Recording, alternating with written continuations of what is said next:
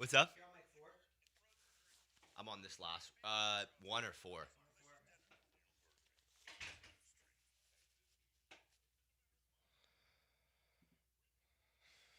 Test, test, test, test, test.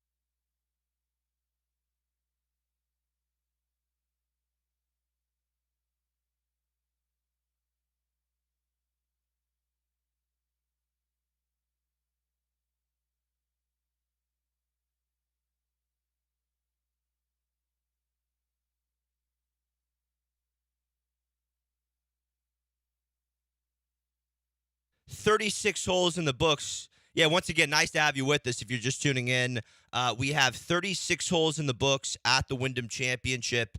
And Bo Hosler, Texas X, is your leader at 12 under after rounds of 61, 67. You've got a couple rookies behind him, a largely unexperienced leaderboard as far as winning PGA Tour events. You've got Phenom Ben James, a shot behind Hosler and tied with James at 11 under, is last year's DP World Tour graduate Jordan Smith after Smith opened 64-65. Then you have a 10-player traffic jam at 9 under that features Doug Gim, Max Gracerman, who you'll remember Gracerman really had the Wyndham Championship in the bag 2 years ago. Had a big lead in 2024 coming down the stretch, threw it all the way, gave it to Aaron Rye. He'll have another opportunity, and Gracerman, we'll hear from him later on. He's floating on that 100 bubble. Obviously, the players that are 70th or better, the players who are hovering around that 70 number, they're trying to advance into the playoffs this week, stay in the top 70, advance in the playoff. We saw a ton of heartbreak yesterday at the cut line. Maybe not a ton, but specifically San Antonio native Mac Meisner, who went into this week 71 on the FedEx Cup standings. Mac played his college golf at SMU, second or third year on the PGA Tour. Heck of a player. But you want to talk about the pressure of the bubble and the pressure of the Wyndham Championship.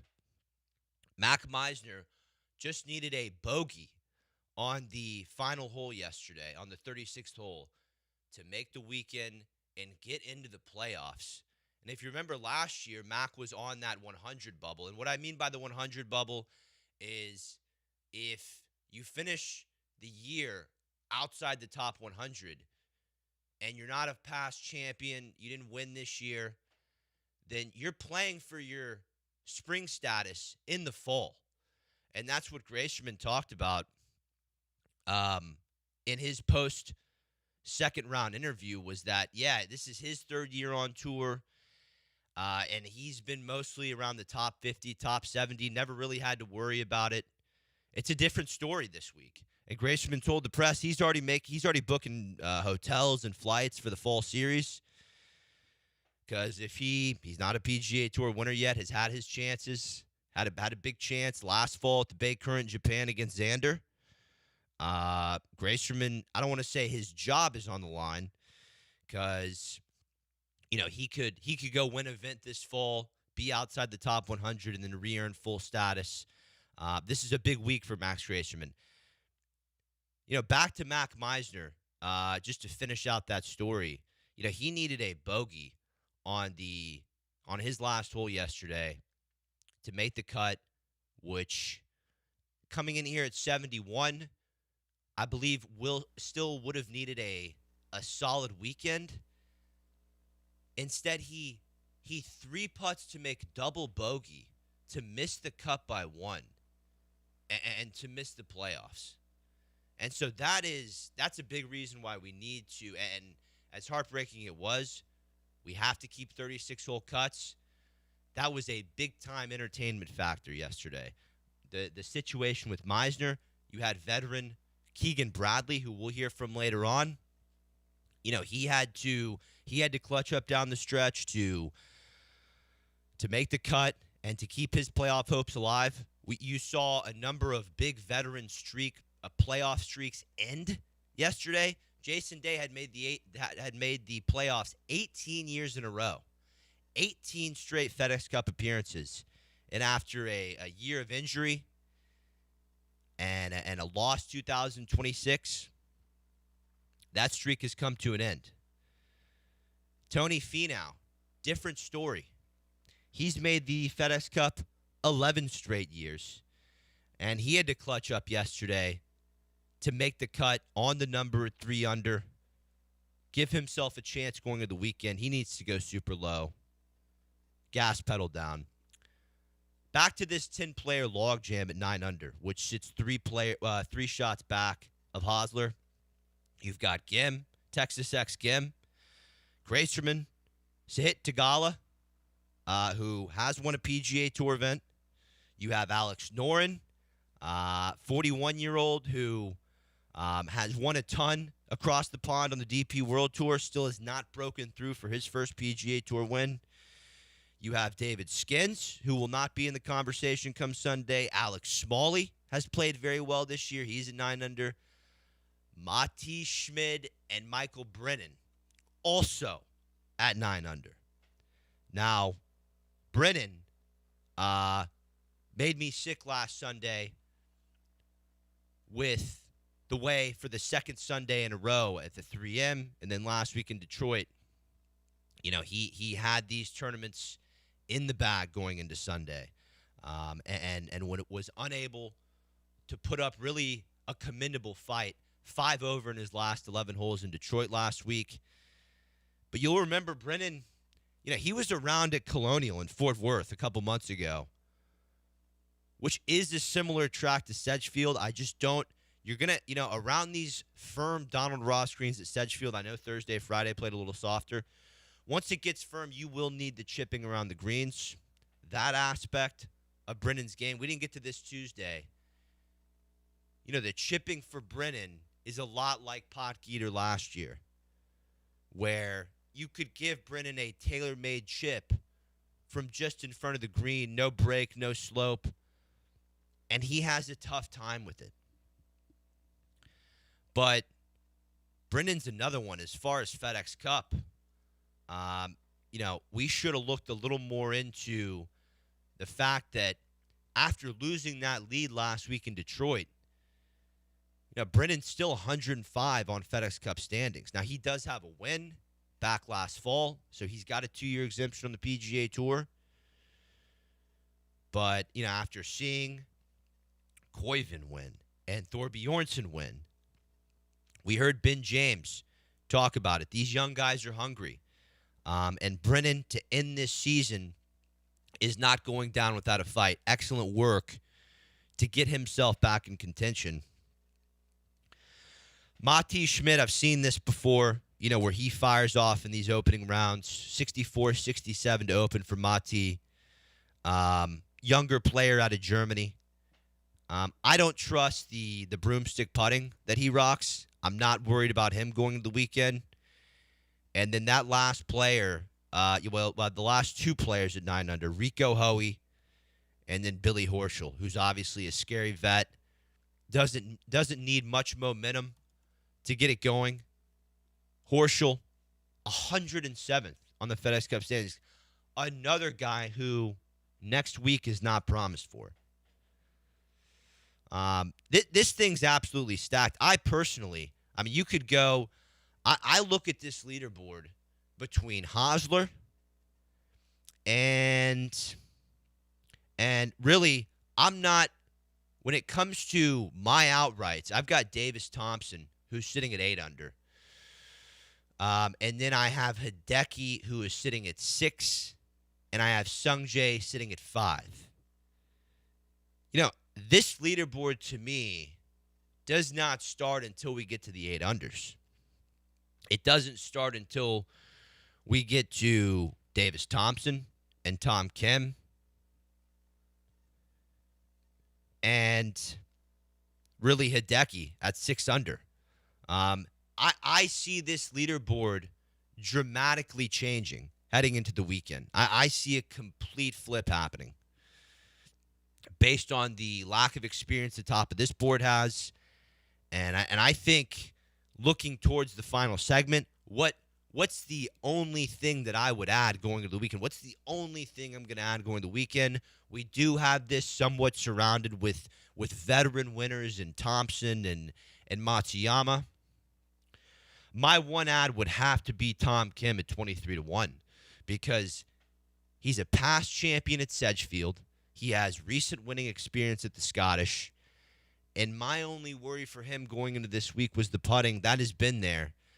The only thing that has derailed Tom Kim through 36 holes is he did a little bit of ping pong around the 12th green. The par 3 12th at Sedgefield ended up making double there. Missed the green short. There's a sweet false front at the front side of that green.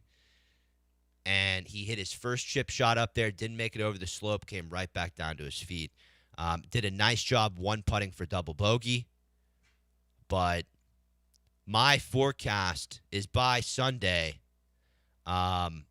this is going to be coming down to Tom Kim, Davis Thompson, and Hideki Matsuyama. If Michael Brennan can avoid missing greens and not have to pull out the wedges, maybe avoid the foul ball, yeah, he's been hot too. Brennan's been hot too. But you look at the top, you look at the logjam between 12 and 9 under. Ben James, we're going to get to him. He had chances in Canada and Punta Cana. But once again, no real Sunday experience yet on the PGA Tour.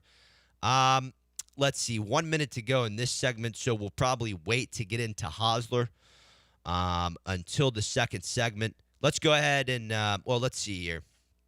Is there anything when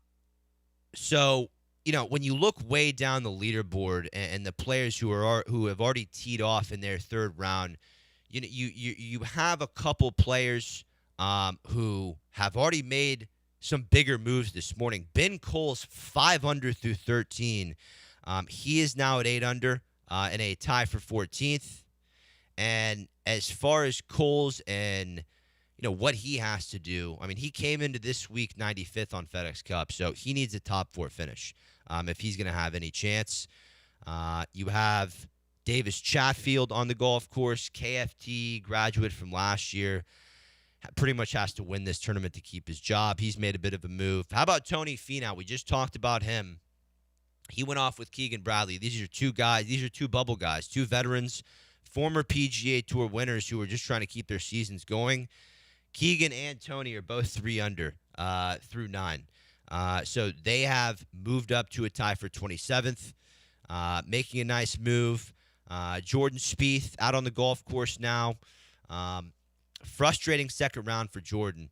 But he is 2 under through 6 holes in his third round, has moved up to a tie for 42nd.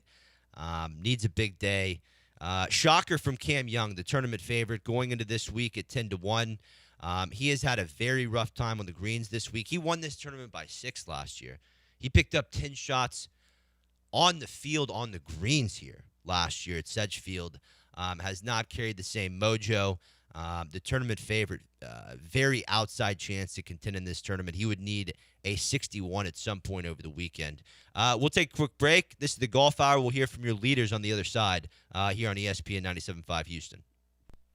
Mike Booker, chairman of the Texas Golf Hall of Fame and holder of a record number of Texas Golf Association championships. The Texas Golf Hall of Fame is the foundation of golf in our great state. So many great individuals, Ben Hogan, Byron Nelson, Kathy Whitworth, Ben Crenshaw, and many others, lead the way in making golf in Texas known around the world. Now you can experience the history of Texas golf digitally at texasgolfhof.org and share with your family and friends. See you on the course.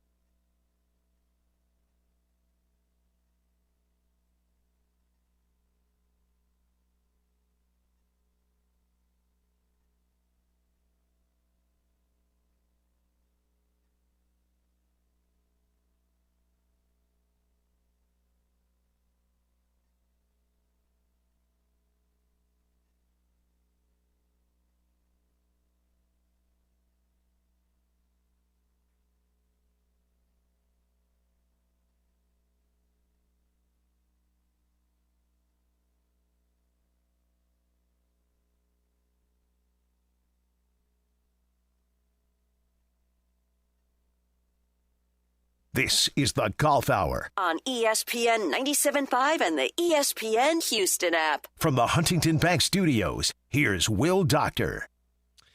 Yeah, nice to have you aboard. Texas Tech's Beau Hosler is your leader at the Wyndham Championship at 12 under. Ben James and Jordan Smith are in a tie for second at 11 under. Yeah, I'm surprised tournament favorite Cam Young has not turned on the Jets with the putter.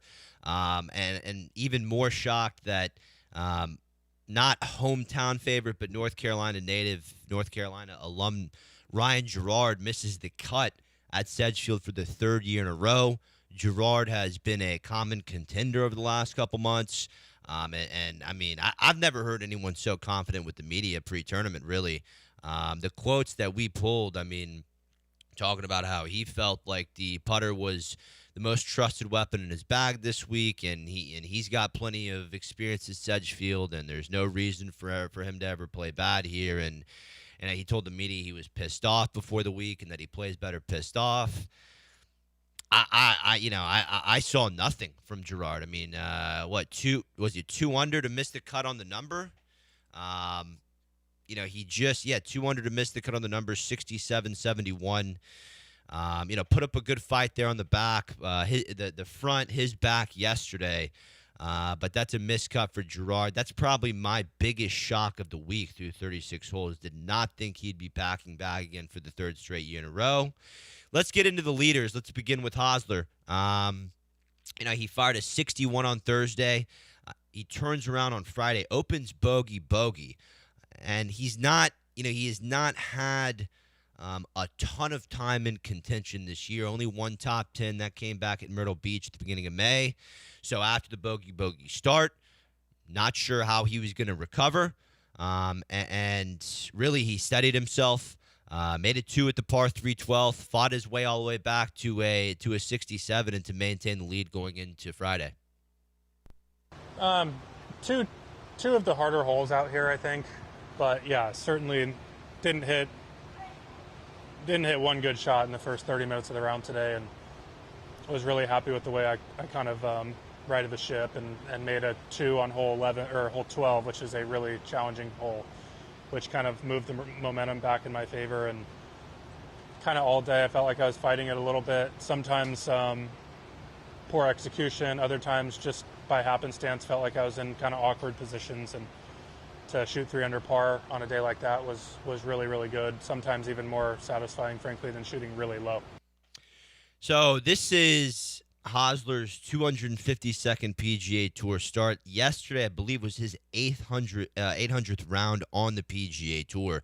He owns the third most active starts without a victory. I know Mark Hubbard. Yeah, it's Mark Hubbard, Patrick Rogers, and Beau Hosler. Now, this, for Hosler fans, for Texas fans, this is a tough one to hear. Beau Hosler's 0 for 5 when holding or sharing the first round lead. 0 for 6 when holding or sharing a 36-hole lead. As aforementioned, only one top 10 on the season. Does have a couple top 20s at Sedgefield over the last couple years. Did get through, and it's important. Ben James, the rookie who's won back, talked about this. Every player is going to have their rough stretch over the course of the tournament. And if somehow the first 2 holes of the second round were Hosler's rough stretch, he recovered brilliantly.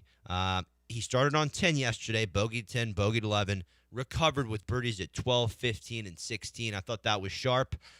Entered the week 122nd in the FedEx Cup. A win would launch him to 53rd and put him on a flight to Memphis. Here was his answer when the thought of his first victory. You're one of those guys on that list. A lot of starts, haven't had a win yet. I know it's only halfway, but how meaningful would it be to get off that list? Not going to talk about it. Just going to play golf. But yes, of course, I want to win. Yeah, I'm out on Hosler going into the weekend. I'm really not a fan of players who won't discuss those type of feelings. I'm not a fan of players who won't look at leaderboards out on the golf course. That's a clear sign of nerves, is when a player comes in the press tent and the media goes, "Did you know where you were? Were you looking at No, I don't look at leaderboards." That everyone who everyone who is a closer in the big moment has a feel of where they are on the leaderboard. I would have liked to hear Bo talk a little bit more about the chase there. I know it's the midway point of the tournament, but would have loved to hear a little more description there out of Bo Hosler. Ben James is 21 years old, PGA Tour University #1, one of the most talented young American golfers alongside Jackson Coyven. He has, and Ben James, it's been an impressive first couple months here since leaving Virginia. He has made, seven of his first eight. He has made the cut in 7 of his first 8 professional starts. He contended at Punta Cana.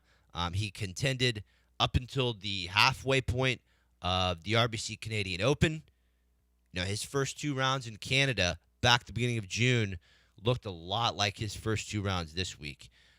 He's on fire. 3 eagles so far for James on the week, only player with 3. Began Friday holing out a pure 109-yard wedge shot with a little 50-degree in there on the 10th. He's dialed in. He's almost hit over 80% of his fairways, hit over 80% of his greens, giving himself plenty of opportunities, even though the putting's a little bit cold. Here was James and his takeaways on some of these early chances there in Canada. And Corrales also had the top 25 at the U.S. Open. Let's go ahead and hear that. Yeah, sometimes I just make golf bigger than it is.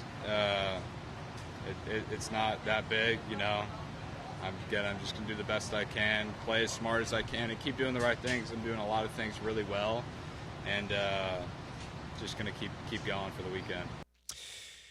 James just has to keep the putter going. Really, the driving and the iron play, he's really having a historic iron week. He's picked up almost 3 shots in the field with his irons just yesterday. And he was satisfied with the 3 under 67. He thought it was a solid round, as a round that he'll always take. But the putter cooled off a bit yesterday. That cannot be the case over the next 2 rounds with scoring getting into the mid to high teens. Jordan Smith, 33-year-old English rookie. So in these 2 players at 11 under, you have a 21-year-old rookie and you have a 33-year-old rookie. Now, Smith does have a ton of years of experience on the DP World Tour. First full season on the PGA Tour, but he shot 64 on Friday. Has really a clean golf game, hits a lot of fairways, hits a lot of greens. Short game has been a little unimpressive on his first year on the PGA Tour. But, we'll hear from Smith a little bit later on. And once again, you look at the top 13 players on this leaderboard. Only Billy Horschel, to hit the gala, and Michael Brennan have previous PGA Tour winning experience. So if I'm wrong and somehow, you get and this leaderboard hangs on, names like Bo Hosler and Ben James, Mati Schmidt, Max Grayserman, Alex Noren, you could have your 4th consecutive first-time winner in a row. Stefano Mazzoli at Punta Cana, Jackson Coyven at the 3M, and then Michael Thorbjornsen at Detroit. Isn't it funny how all the media elite talking heads after the Ryan Fox Open Championship went, where'd the young generation go? Where'd all the young players go? We're getting back into veteran days on the PGA Tour. And then as soon as that headline comes out, you have Stefano win, you have Jackson win, and Michael win. And now another younger player, another 21-year-old with a great opportunity in Ben James. Let's see here. Michael Brennan, 9 under. As long as he doesn't start, once again, when you look at what happened last week in the big stretch, he lost control with his driver, and he showed us that a basic up and down, a basic chip shot is very tough for him. At Sedgefield, at a Donald Ross, and I know he played his college golf at North Carolina and Wake Forest, but that is a tall test with where the Bermuda rough is, how slopey the greens are. If I will be shocked, I told you last Sunday, after Brennan 94-1, after he let that tournament go. I was throwing up Monday and Tuesday. If Brennan happens to win this weekend, I'll be throwing up Sunday night as well. I would be first off thrilled for him, sick to my stomach that I did not ride Brennan for the third week in a row. He goes out with Rico Hoey at 12:05 Central. We'll come back with more on the FedEx Cup bubble. We'll hear from more of the leaders. We got to hear from Keegan Bradley grinding out the cut on the 72 bubble, and Bradley said he's still feeling it from the Ryder Cup, and really exceptionally hungry to get back in the winner's circle and to get back to his success as a player rather than a failed captain. We'll hear from Jason Day on his 18-year playoff streak ending, and we'll do a little bit more on Jordan Smith. A little bit more on Sid Tagala. This is the Golf Hour with Will Doctor on ESPN Houston. We're back after this. Mike Booker, chairman of the Texas Golf Hall of Fame and holder of a record number of Texas Golf Association championships. The Texas Golf Hall of Fame is the foundation of golf in our great state. So many great individuals: Ben Hogan, Byron Nelson, Kathy Whitworth, Ben Crenshaw, Babe Zaharias, Tom Kite, and many more lead the way in making golf in Texas known around the world. Learn about the historic golf courses and the individuals that promoted the game through leadership, teaching, and passion. Texas and golf go hand in hand in the history of the game and camaraderie. Together we can honor the past, celebrate the present, and inspire future generations of Texas golfers. Golf is a sport for everyone, and I encourage you to experience the history of Texas golf digitally at texasgolfhof.org and share with your golf family and friends. That's texasgolfhof.org. See you on the course.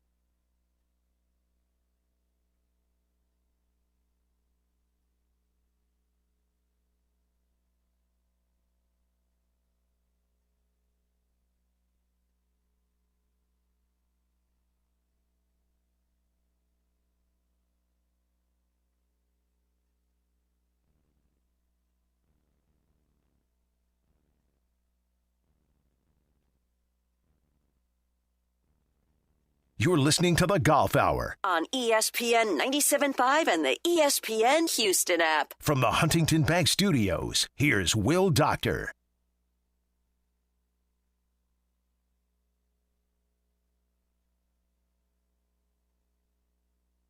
We'll get back to the Wyndham Championship here in one moment. I do want to say Jordan Spieth is making a nice move out there early. 3 under through 8 has moved up to a tie for 27th. Not that his job is on the not that his position in the playoffs is on the line this week. Came in here at 55, but we'll certainly want to continue to improve on that to try to get into the top 30 here in 2 weeks' time. Let's see, top 70 on to next week in Memphis, top 50 on to the BMW in 2 weeks. Jordan will need to get inside the top 50 by then. And then if he wants to make it to Eastlake in 3 weeks, he'll have to get into the top 30. I do want to do really a brief recap. No one cares about Live Golf, but I did have a couple looks to begin the week. I was curious the way Bryson DeChambeau would play after a phenomenal tournament at Live UK. I was curious how Anthony Kim was going to play after, kind of a Mickey Rocky-esque training session, 3 weeks of training with Matt Keelan. Neither one of those takes have come to fruition at all. Anthony Kim, 9 over par through 2 rounds out of this golf tournament. And I can't believe, luckily, AK at 117-1 was my only outright. It's the only pick I took for Live. I was watching Bryson DeChambeau carefully through the first 2 rounds, thinking, he was going to insert himself in this golf tournament. And of course, being that it's Live New York and back in the States, and he's trying to keep Live afloat, I thought you would get a much more impressive effort out of DeChambeau this week. He is 8 over par through 36 holes. DeChambeau, 8 over par through 36 holes. Now, he also, with Live Golf collapsing under its feet, and by the way, one thing you got to point out here with where we are at this point, with Live going under, they're talking about how they have investors and they don't have anything. They're going to fall apart. No one's going to back that. You have to look back now and tip your cap to Jay Monahan for the job that he did, fending off Live Golf, not buying into it for 1 second. I even heard from a lot of pro golfers during the peak of the PGA Tour Live drama. Oh, Jay doesn't know what he's doing. He's going to get warped by the Saudis. They're going to outspend him. It's all going to come back to him. He's going to go down as the worst commissioner in history. What about now? Is that still the case with Jay Monahan, or is he now the best commissioner of all time? He committed to history and tradition and did not budge for the updates in golf that the Saudis envisioned that it would have. The music, the shorts, 54 holes. I think they changed to 72 now. I didn't even know that going into this week. The shotgun start. Monahan did not buy into it for 1 second. And he's a golfer, and he knows the game. I'm not sure Jay, needed to really step down or step away unless he needed to. I know he was having some health issues, some stress issues during the peak of Live versus the PGA Tour. But I think Jay Monahan has a way better feel for the world of golf and the schedule and the players over Brian Rolup. And I think that some of the media elite, well, they never will. But there needs to be some respect shown for Jay Monahan. Tell me one thing he did wrong. 713-780-3776. What was Jay wrong about now? Looking back, he did all the right things. He saved the PGA Tour. Credit to Jay Monahan. Now, DeChambeau spoke about, the future of Live this week. And how about this? Let me read you this quote. Bryson DeChambeau says he wants to see Live Golf teams own stadium home courses and also wants to have the ability to play on the PGA Tour in addition to Live Golf. Here's his quote. My ultimate goal is to have golf course stadiums similar to the PGA Tour's TPC Sawgrass model, with our teams, each team having their own golf course as a stadium. Personally, I'd love to be able to play events on the PGA Tour too. I think that's best for golf. I'd love that. We're going to see if we can do both. I think that's where everyone wants to be. Continued quote, there isn't a golf fan on the planet who doesn't want to see me play a big tour event, and I get that. I'd love to go play events that make sense, love to play team golf, and love to play wherever they'll let me. Closed quote. So Bryson basically teased the idea that I've been telling Liv to go to for the last 3 years. Now, what he didn't say is that teams need to tie into a geographic location. The high flyers and the Acers having their home stadium, no one's going to care about that. You attach the country or the geographic location, South Africa Stinger, Australia Hurricane. I don't know these names. The Phil Swingers. These teams, they need to have a geographic location where the community can rally around them.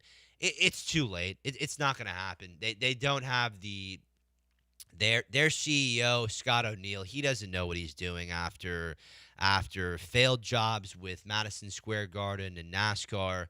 I got a lot of inside information on Scott Roloff this summer. He doesn't know what he's doing with Live Golf. He doesn't know a thing about golf. Let's get back to the Wyndham Championship. Jackson Koiven and where he is on the bubble is a big story. He came in, Koiven, who won his first PGA Tour event 2 weeks ago at the 3M, really fresh out of Auburn. Even with that win, he still was projected 71 on the FedEx Cup standings at the end of this week. A top 10 to top 20 would lock him into the playoffs, but he is currently at a tie for 45th. He's just going to need to play solid over the weekend. I believe that if he's in the top 20 after this week on the leaderboard, he will get in. But I don't think he needs a miracle. Because I don't have all the math here, but with Mac Meisner, who went in the week 71, missing the cut, that's one player that Koiven, kind of avoids. I would have to look at 75 to 85 to see where they are. But Koiven has accomplished step one, which is making the cut. If he did not make the cut at the Wyndham Championship, no playoffs, no President's Cup, he has done that. So he is safe for the time being. But a lot of history on the line. Tiger Woods, let's see. If he qualifies, Jackson Koiven, he would reach the playoff in only 6 starts. And the only players to do it sooner, God, did Spieth do it in 2013? Tiger reached the postseason in 6 starts in 2008. Tiger reached the postseason in 5 starts in 2020. I think Spieth had played a pretty long season before the win at the John Deere in 2013. I got to look at this real quick. Spieth had pretty much played the whole 2013 year, starting at Farmers in January. So Koiven's looking to join Tiger as really a player. There's been no one since Tiger to reach the playoffs with only 6 starts. And I don't know if there's anyone else to do it in history. So we'll see what happens there. We have Koiven to top 10. I believe he gets himself there with his history at Sedgefield. Top 5 at here last year. Top 5 at the Wyndham Junior back in 2022. A little bit more of a negative story is Jason. I think that, look at 72 and 73 on the bubble. Johnny Kiefer and Stephen Fisk, they both missed the cut. And Jason Day was 75. Jason Day missed the cut after rounds of 71-71. And Day will miss the FedEx Cup playoffs for the first time in 19 years. Colton, let's get this little Day bite ready. Yeah, Jason Day, 18 years of not missing the playoffs. I mean, you got to tip your cap to that. That was the longest active streak on the PGA Tour. And Tuesday, when you look at the numbers, I thought for Day, I thought this year just been a major struggle as far as the ball striking. And the putters cooled off here a lot over the last 2 months, too. We spent a lot of time talking about Jason Day moving away from those crappy Abota irons, the influencer irons, the Abota irons. And Day has finally returned to a traditional set of Callaway blades.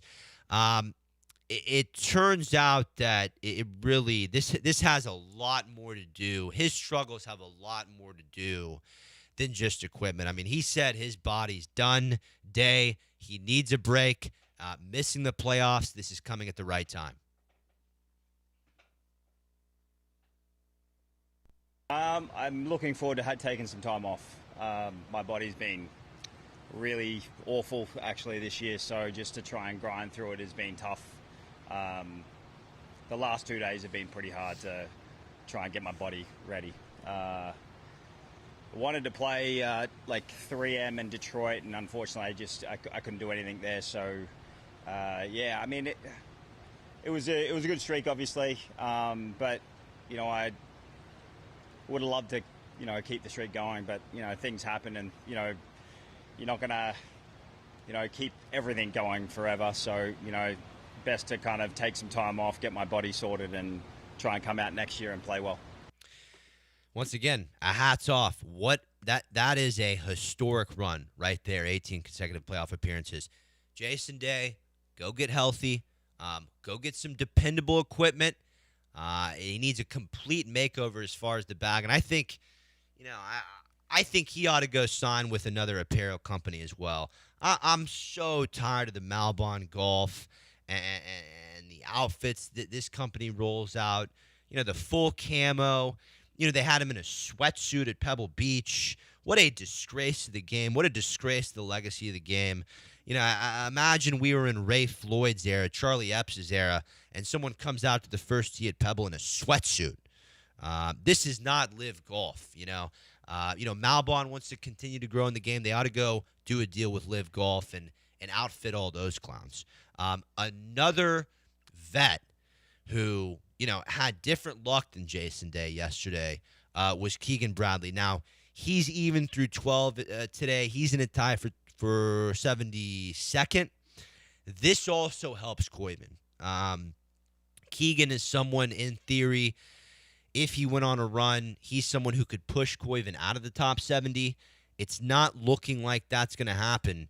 Bradley entered the week 72.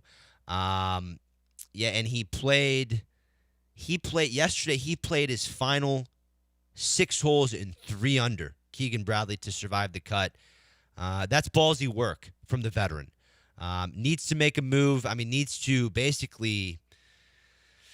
He can't start Sunday at 3 under and expect to make any kind of move that's going to move him into the top 70. He needs to make 2 or 3 birdies in this last 6 holes of his third round. And here was Keegan on grinding out the cut on that 72 bubble. Yeah, I'm really proud. I played my last 6 or 7 holes 3 under to maybe make the cut. We'll see. I really want to make the playoffs a lot. I mean, I've made it every year I've played. I mean, they've moved the goalposts on me a little bit through the years. I mean, normally this would cruise into the playoffs, but I hope I get a shot this weekend to go out there and shoot some low scores and make the playoffs. I was really, really nervous coming down the end, like to win a tournament sort of feel. So that was fun.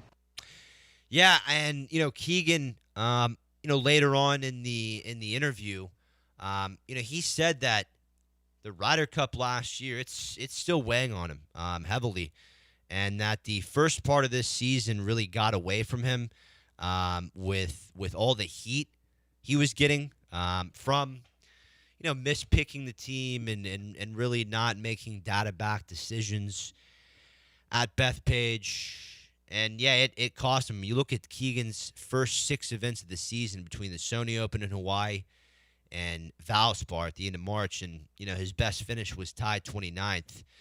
We're going to take a quick break. We'll get to a couple of picks, and we'll talk more about the top of the leaderboard. We still have to get to hearing from Jordan Smith about how well Sedgefield fits his eye. We'll hear from Sit Tagala, comparing his first and second round, shot 61 on Thursday, but just failed to build any momentum yesterday. We'll do that in the last segment. This is the Golf Hour with Will Doctor. Back after this.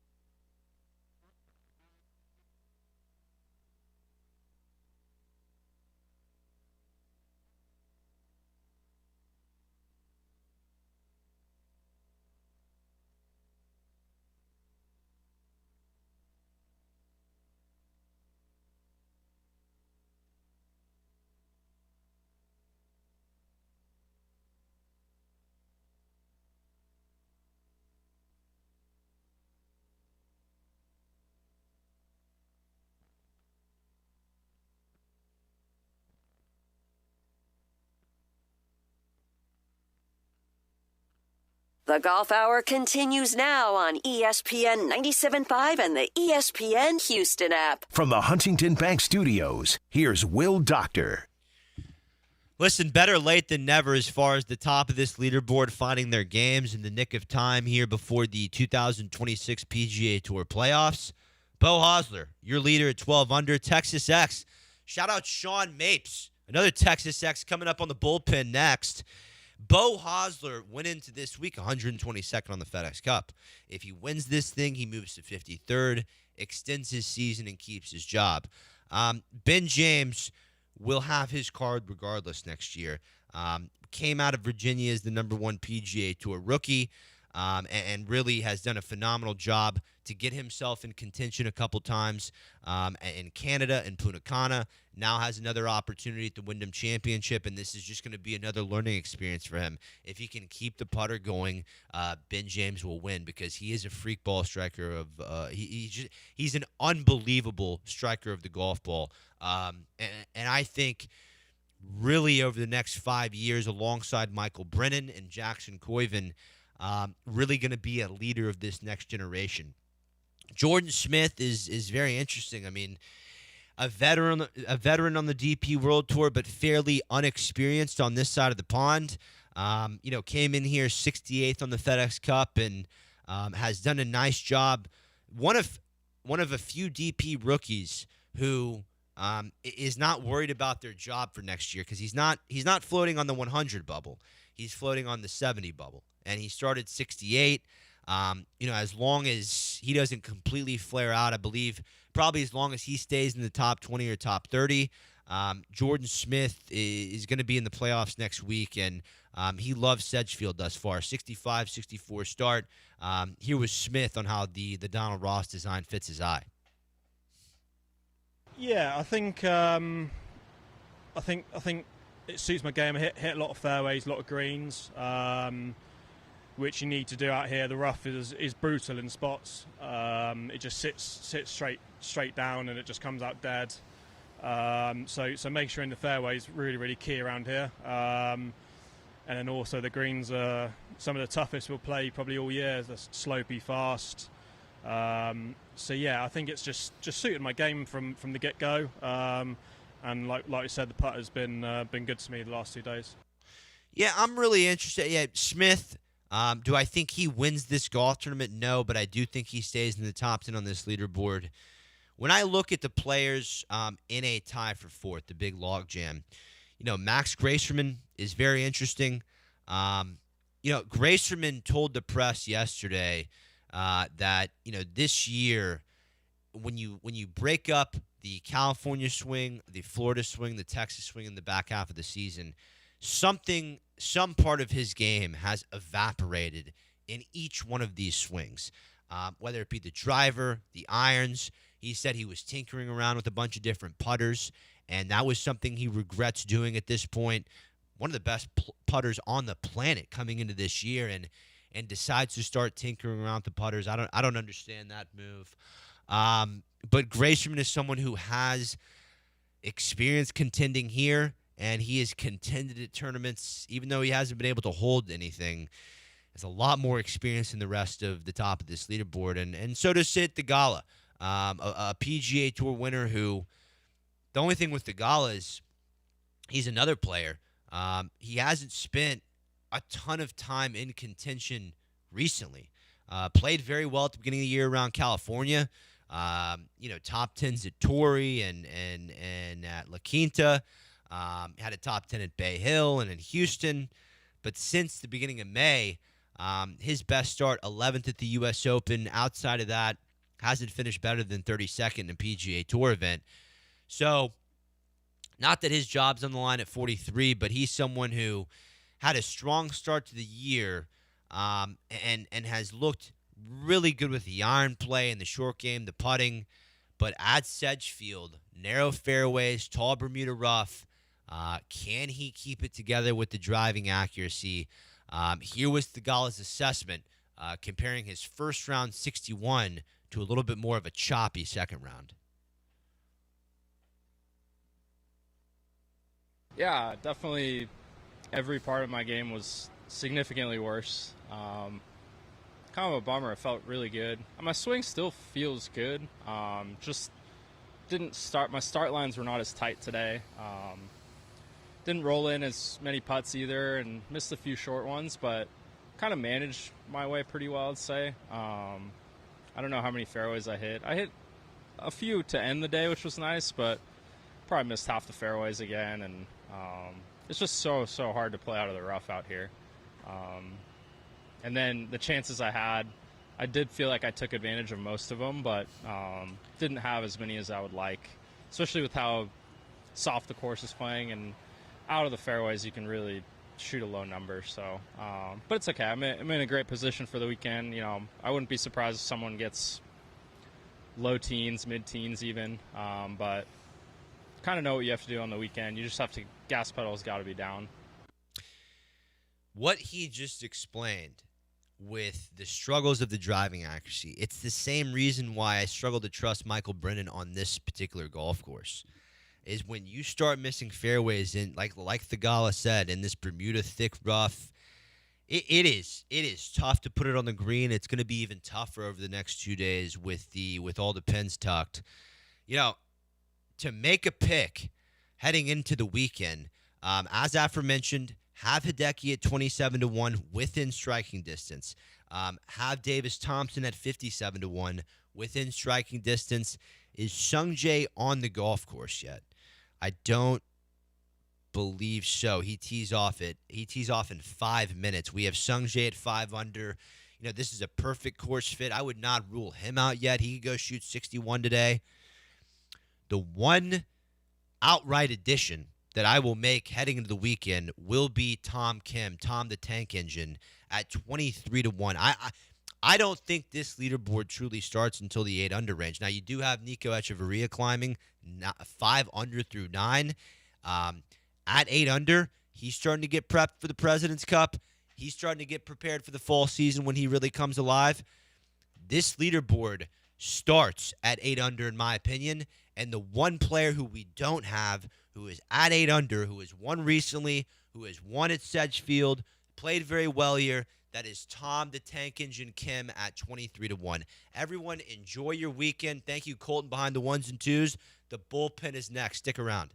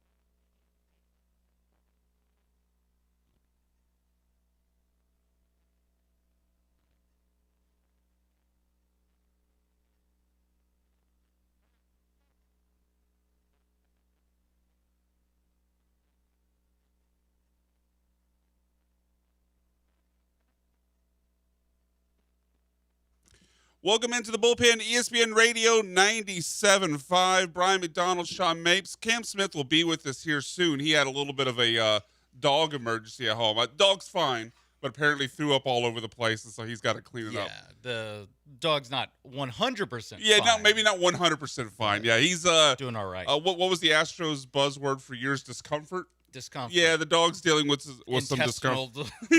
Intestinal discomfort or something. Probably more legit discomfort than the way the Astros were using it over the years past. But welcome into the bullpen. We'll be here until 11 o'clock. Of course, Mount Rushmore +1 coming up at 10:30.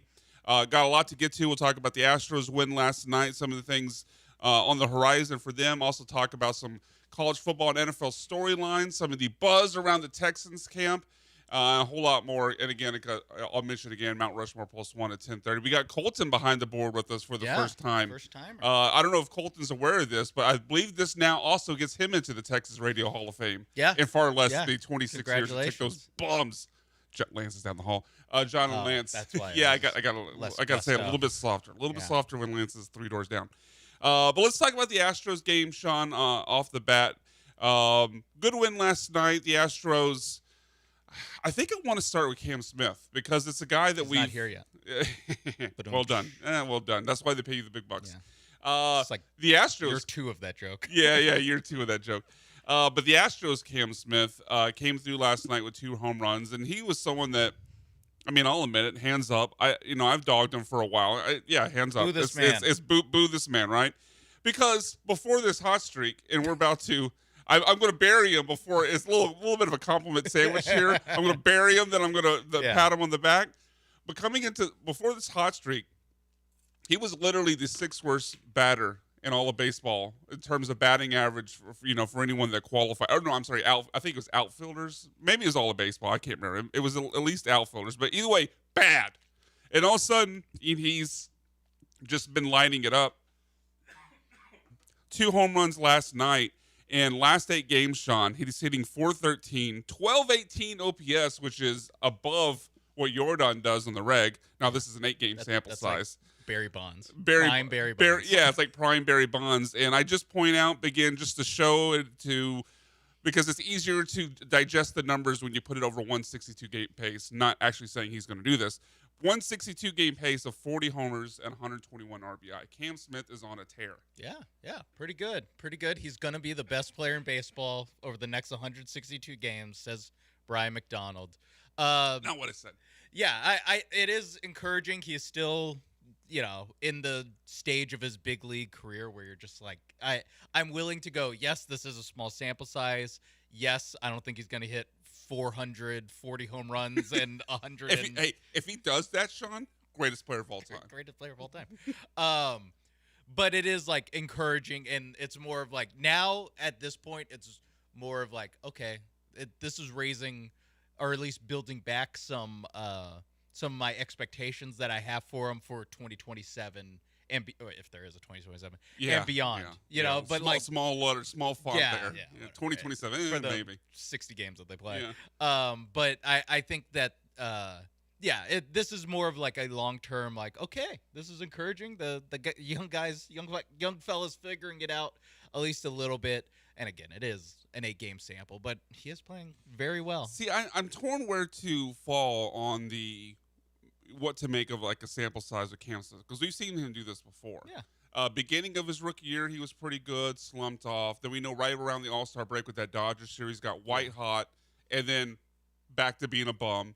And then this year, this is now his second stretch of playing pretty good baseball, but on either side of that has been some of the worst offense in all of baseball. So I think I made this comparison. I don't remember if you were on the show that day or if it was Cam and Belmer. I probably wasn't listening either. Yeah, you probably weren't. Even if you were here, honestly, probably not listening. Yeah. But I made this comparison before. He's like great value Jalen Green, in that we would go through these conversations. I definitely was not paying attention when you said that. We would go through these conversations every year. The 4 years Jalen Green was here, it's like, this hot streak's amazing. Can he do it when Alpi Shingu comes back, right? Yeah. Like we kept doing that with Jalen Green. Obviously, his highs were much higher than Cam's highs, and his stretches were longer than Cam's stretches. That's why I call Cam Smith the great value version of it.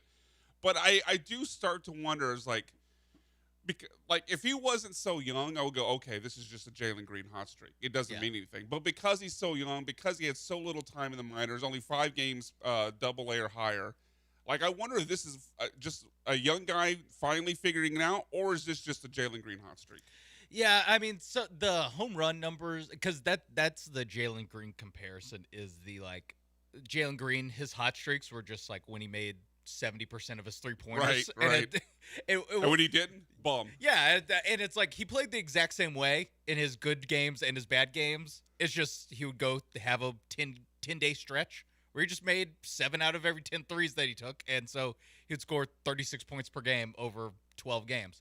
And this is like somewhat similar, where it's like this is pretty long ball dependent on Cam Smith. I mean, I was it last week, maybe the week before, where we talked about like kind of before the stretch where he still wasn't playing well, but all of his hits were like either big hits situationally or like bases clearing double kind of stuff of like it is he a was very showing loud the signs of turning it around. Yeah, and I think we said like he's 4 for whatever, 4 for 30 in his last however, and it's like, but it was a very loud 4. Yeah, I think off the show, off the air, we comped him to Robert, like a low budget Robert Ory. Yeah, like he didn't do much except for when it counted. Yeah, the biggest shots of all time, and it's the July and August baseball version of that for Cam Smith. But yeah, I still put him in the bucket of like this is intriguing, or maybe not intriguing, but this is like okay, like some again signs of life for a guy who before he swung a major league bat, before he swung a AAA bat, he still hasn't. He still hasn't swung a AAA bat. But he was what called the aircraft carrier that can carry this team's offense. He did last night. He did last night. They don't win without him. I mean, obviously, Christian Walker came through with a big 2-run single. Jordan had an RBI, too. So it wasn't just Cam Smith, but 2 bombs. You're certainly the star of the game. And you know what? He has a chance to inadvertently kind of bail Dana Brown out for like what a lot of people are like kind of wringing their hands about. I was like, I wish they would have done more at the trade deadline. Oh, yeah. But, hey, if you get a new version of Cam Smith, Sean, that's like acquiring a player at the deadline. No one else got a 400 on base. 440 home run pace. Yeah, no one else got that. No one else got that. 1,200 OPS. Yeah, no one else got that. But I don't think you and I have talked on the air since the trade deadline went down on Monday. Of course, the Astros trade for Dalton Varsho, trading away Spencer Arrighetti, who, by the way, already hurt again. Yeah. So maybe Dana Brown knew. I don't know. But what are your overall? Sold him a lemon. What are your overall thoughts on what the Astros did at the deadline? It's a little on the light side. Can't say I'm not. I wasn't at least like a little disappointed. Because I think we made it pretty clear, or at least I made it pretty clear that like I wanted 2 guys at the. You had an least. ultimatum for Dana Brown. Yeah, I wanted. You pounded the table. 2 guys. And he got you 1. And we said it again. This is one of those things where I don't know if I said it with Dell, with Joe. It all runs together. At some point, we I all said look it. Alike, Yeah, right. You, Dell, whatever. Sit in the same seat. All 3 of you sit in the same seat. That's true. But we were saying like basically any major league outfield bat is acceptable and an improvement. And Dalton Varsho, when he gets traded, I looked at the numbers. I was like, this really is any outfield bat because this he took you literally. Yeah, he took you literally. You know what, Dana? Gotta hand it to you. This is on me. I wish I set the bar a little higher. Yeah, maybe I should have said 710 quality 710 OPS. But quality. yeah, I think Varsho, good player, center fielder. You just need a center fielder. He is a major league center fielder, and but it is a little underwhelming. A, because he didn't get any arms. B, because again, it's not exactly like the offensive shot in the arm that this team ultimately really needed or really needs still. No, for sure. And it's funny because, and we're going to go to this Dubon audio here in a second, Colton, but like last night, the Astros are still kind of in a spot where against left-handed pitchers, they need that other bat to the point where they were so desperate they called up Jake Myers. He would end up blooping one in to right field at one point in the game. But it's funny that, Dalton Varsho was called up, and they told us right away, he's the everyday center fielder. He's the everyday center fielder. In Game 4 with Dalton Varsho, his ass was in left field because they called up Jake Myers, who can't hit over 200, to play center field. Yeah, because really, he's a right-handed bat against a lefty. All you really need to know is the report that came out last night. The Rome report? The Chandler Rome report. Where that sounded like I was talking about Jim Rome. The Rome report. I don't know. Yeah. And that the Astros are still looking for an outfield name that are they both on waivers? Ref Snyder. They're all on waiver. Yeah, Ref Snyder, Hayes, Soler.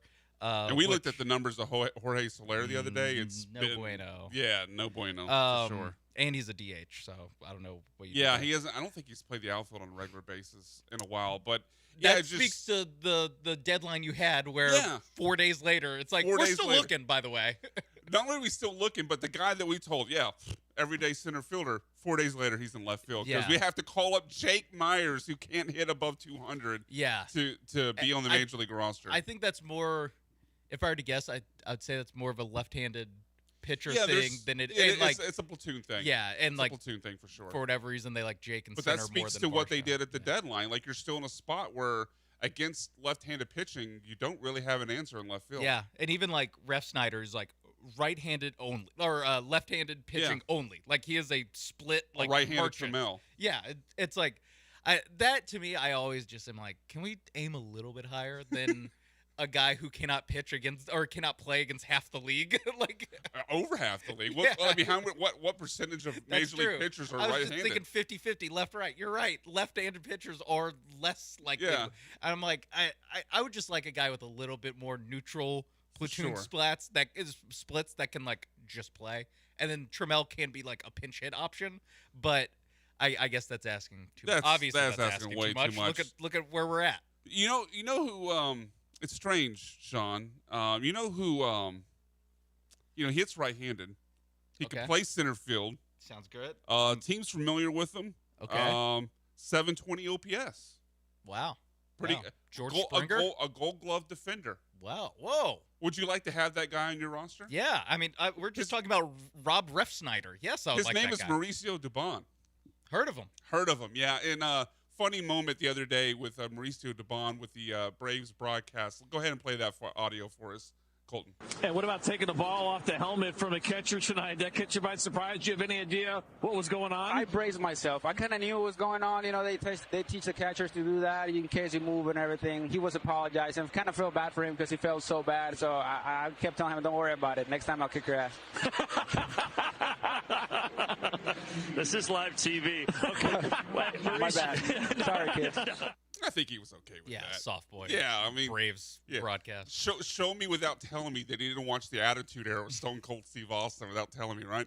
But yeah, I think that's one of those things. I mean, it's obviously that moment was fun with Mauricio Dubon, but it's one of those things you look back on with Dana's offseason where they trade out Mauricio Dubon for Nick Allen and the cost-cutting move. I think say $5 million, and then did nothing with it.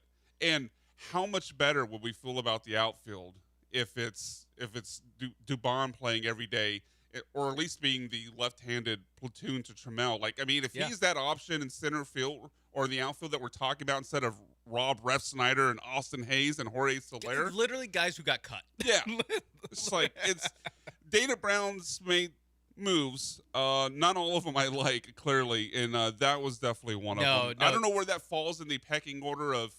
Because this starting pitching offseason I was gonna a say, disaster. I kind of think, like, if you lump them all together, it's starting pitching. Starting pitching's like, one. Because I don't know which one is, like, actually the worst. Whether it's Imai, Burrows. Like, I can't actually really do the math.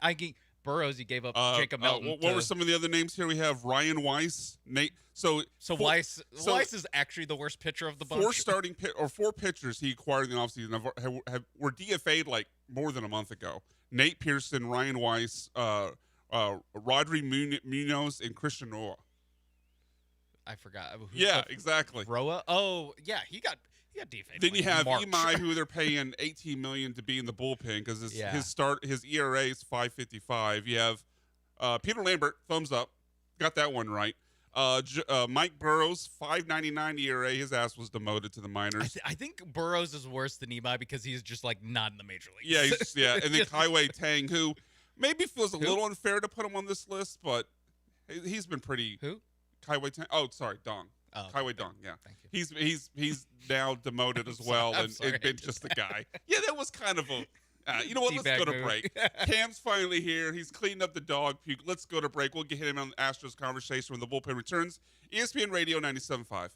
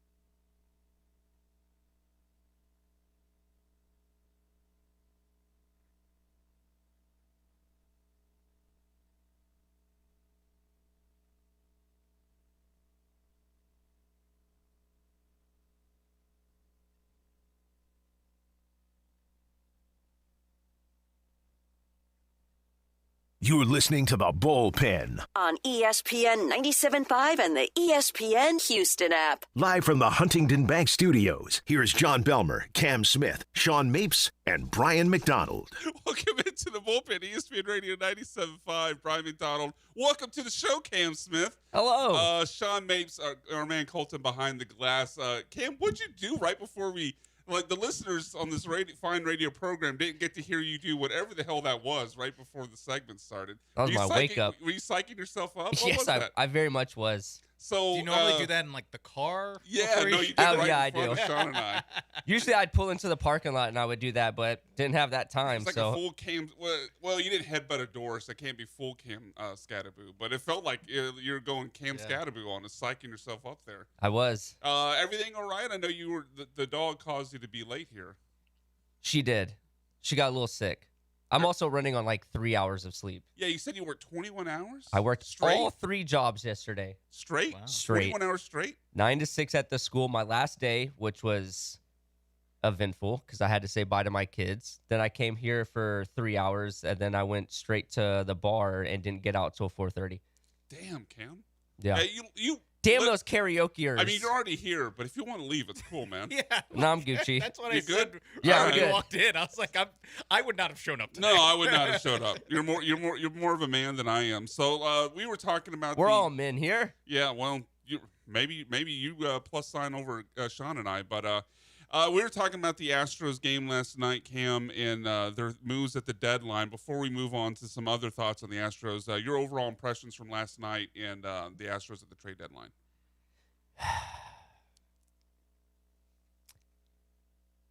C plus. C plus. Yeah. So you wanted more? Is that the criticism, or is it that you didn't want Varsho, or I guess You know didn't what? want to lose Eric Eddy? Let me recalculate that. Okay.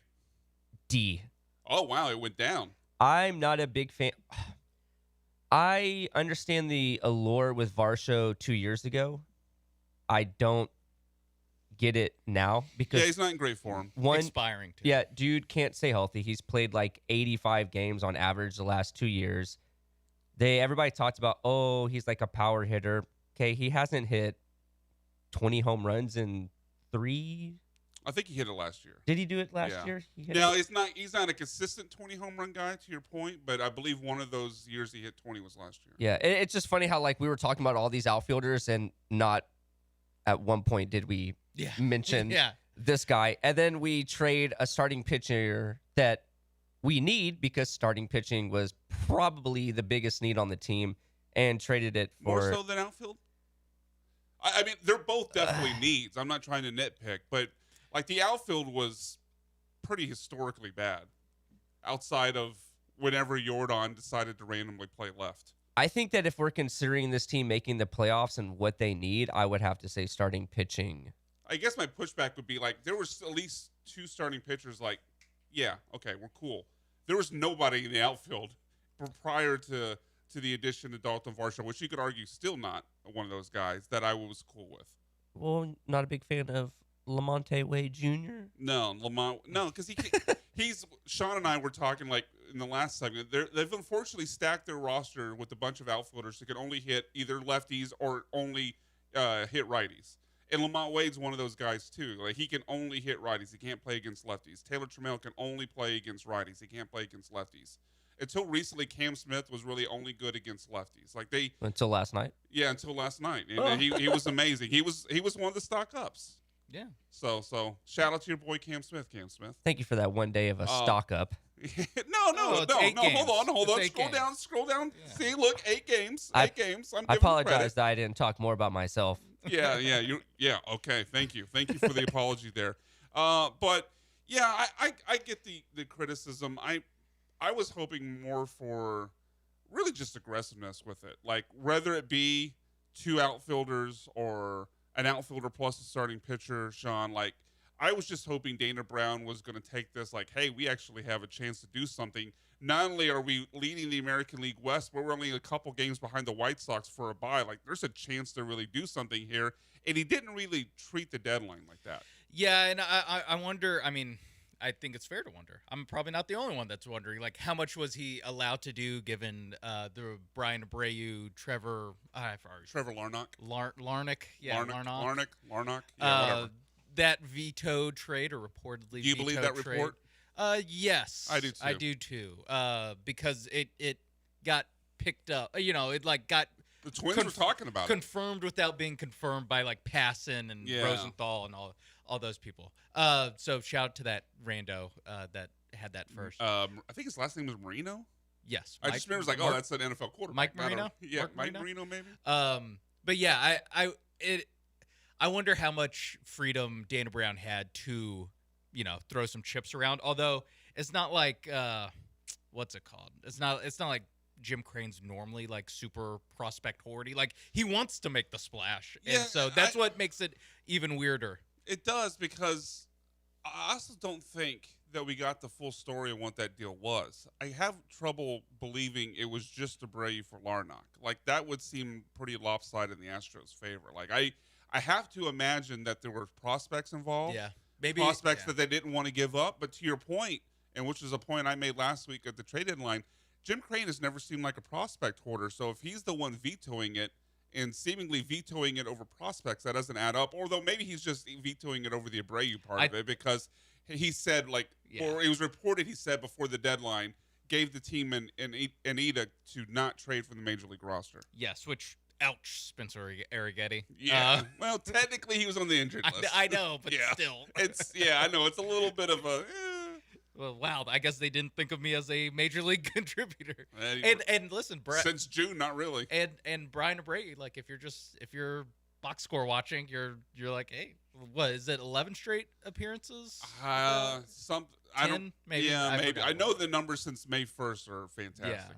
Yeah. And so, if you're just like playing, back of the baseball card, but back of the box score results, I understand being like, wait, why are we trading the best right-handed reliever you have to get this guy? All right, so the other big news of the week for the Astros boys is that Carlos Correa might return. Or at least that's the talk. We thought he was out for the season when he hurt himself taking batting practice. One of two Astros this year that have landed on the IL because of batting practice, Yonder Diaz being the other one.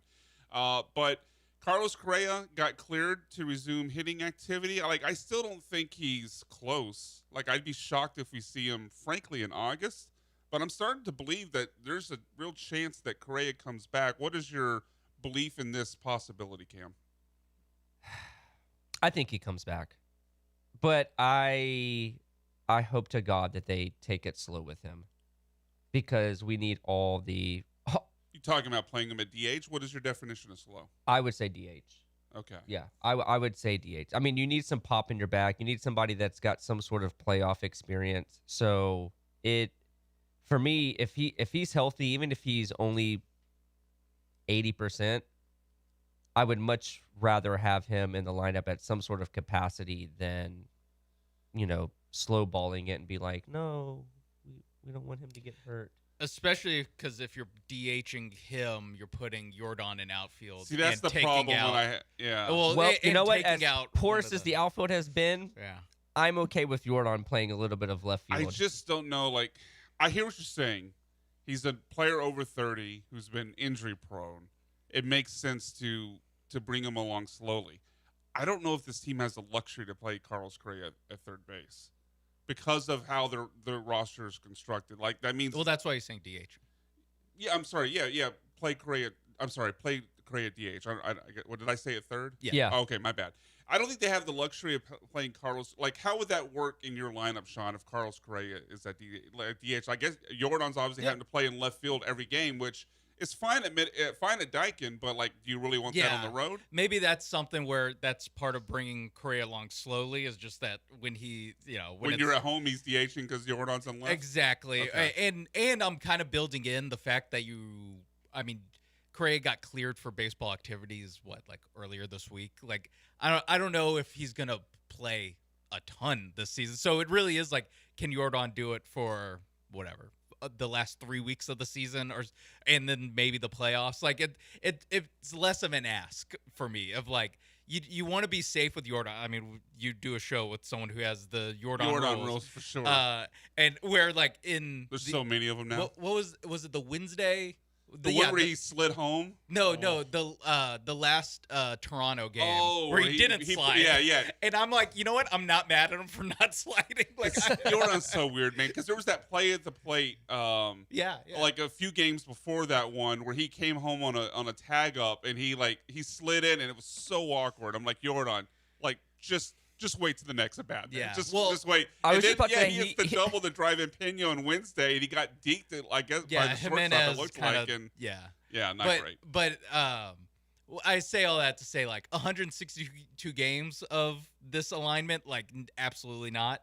But just to, get through the last 3 series of the regular season to clinch a playoff spot and hopefully make the playoffs, you could do that. Or, I mean, maybe depending on how Correa feels, like, you could do him at third, Paredes at second, and Altuve in left.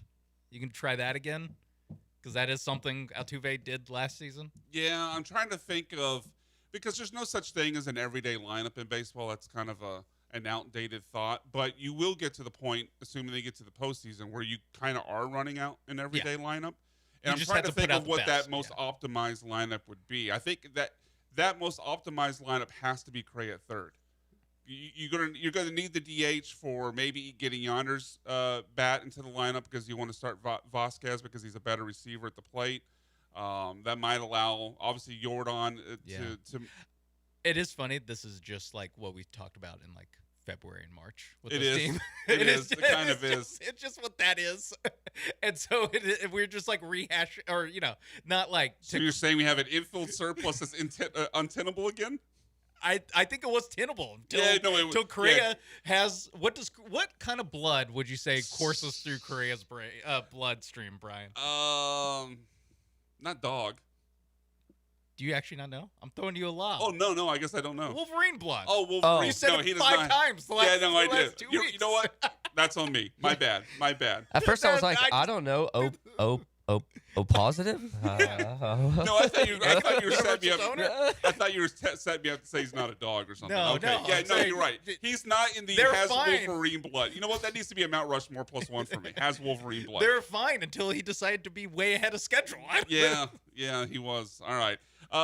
Just quickly, I want to go through some stock up, stock down, and then we'll go to break and talk about the Texans. I just want a couple shout outs, really. Yonder Diaz, since the beginning of July, stock up, hitting 272, 771 OPS, and a 36 homer pace over 162. So I do think that points to the roster construction where, especially in the postseason, you probably don't want him catching every game, but you got to get his bat in the lineup. So that's kind of also why Correa, I think, needs to play third, and for an optimal lineup is you're probably going to need the DH for Yiner. Yeah. And that, again, that's more of a like how fast can Correa get out there? Yeah, that's an October problem, not a early August problem, but that's something to look out. And another shout out to Jose Altuve, who had really been scuffling his batting average very, very briefly. Actually fell under 300 for his career for the first time I think they said since 2014 was what the broadcast. Jiminy. Wow. But last 9 games he's gotten hot again. Over those 9 games he has a 5-game hitting streak currently. 4 of those 5 are multi-hit, and he's hitting 389 over those last 9 games, so the 950 OPS. So Altuve's starting to find it again. Yeah, this kind of just feels like where Altuve's at in his career, where it is like scuffle, good baseball. But you always kind of know, like, this is going to end up around, like, 750 OPS, maybe, 720. That's about what he was last year, yeah. 720 OPS, where it's like, there's just going to be hot streaks and cold streaks. He's not like a... Feels like the valleys are lower, but he's still going to get to a decent OPS. And just with how, like, the way he plays, they look terrible. Oh, like, yeah. The swings he takes, the decisions he makes, like, look so much worse now that he's a little bit older. Yeah, for sure. Like, it feels like he has more than anybody... bats that end with his helmet falling off. I think more than any other major league player I can remember. And then you obviously throw in some of the base running issues he has. He's officially passed George Springer for that. For that lead. George Springer was the king of the batting helmet falling off during the bat. Was he or oh my God, I'm blanking on the name. They traded him for I think they brought over Mike Fires in the deal. Carlos Gomez. Oh, there Carlos it is. Gomez, yeah. He was, that was the Gomez king of. was with Fires in the deal. Yeah, that was They that traded for me. That's the Hader. king of helmets falling off. Yeah. When you're swinging. Yeah, maybe Not a great trade, that one. Springer's more of like he ends the at bat on one knee. Yo, that's, yeah, that's it. I can Sometimes see it's that. a home run, but sometimes it's especially if it's leadoff. Yeah, if terrible. it's leadoff, Springer's going deep. He's just squatting after the swing. We There you can't, go. yeah. There you go. All right, we'll go ahead and end the Astros conversation here. Talk about some of the training camp buzz going around with the Texans. CJ Henry To'oto'o gets paid. Tank Dell is back, and a whole lot more. That when the bullpen returns. ESPN Radio 97.5.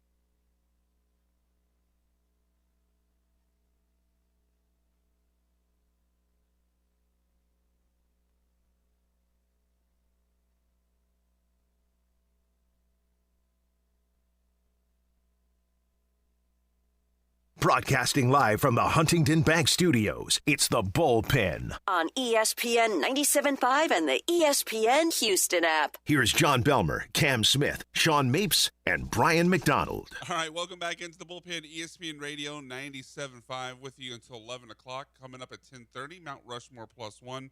Brian, Cam, and Sean with you, Colton behind the glass. If you want to join the conversation, hit us up on the HRMP listener line, 713-780-3776. Call or text the HRMP listener line, 713-780-3776. You can also find us on X. I'm at Sack by BMAC. Cam is at Clutch City Cam, and Sean is at Sean A. Mapes. So, fellas, one of the big pieces of news coming out of Texans training camp this week is they locked up another player, and no, it was not C.J. Stroud.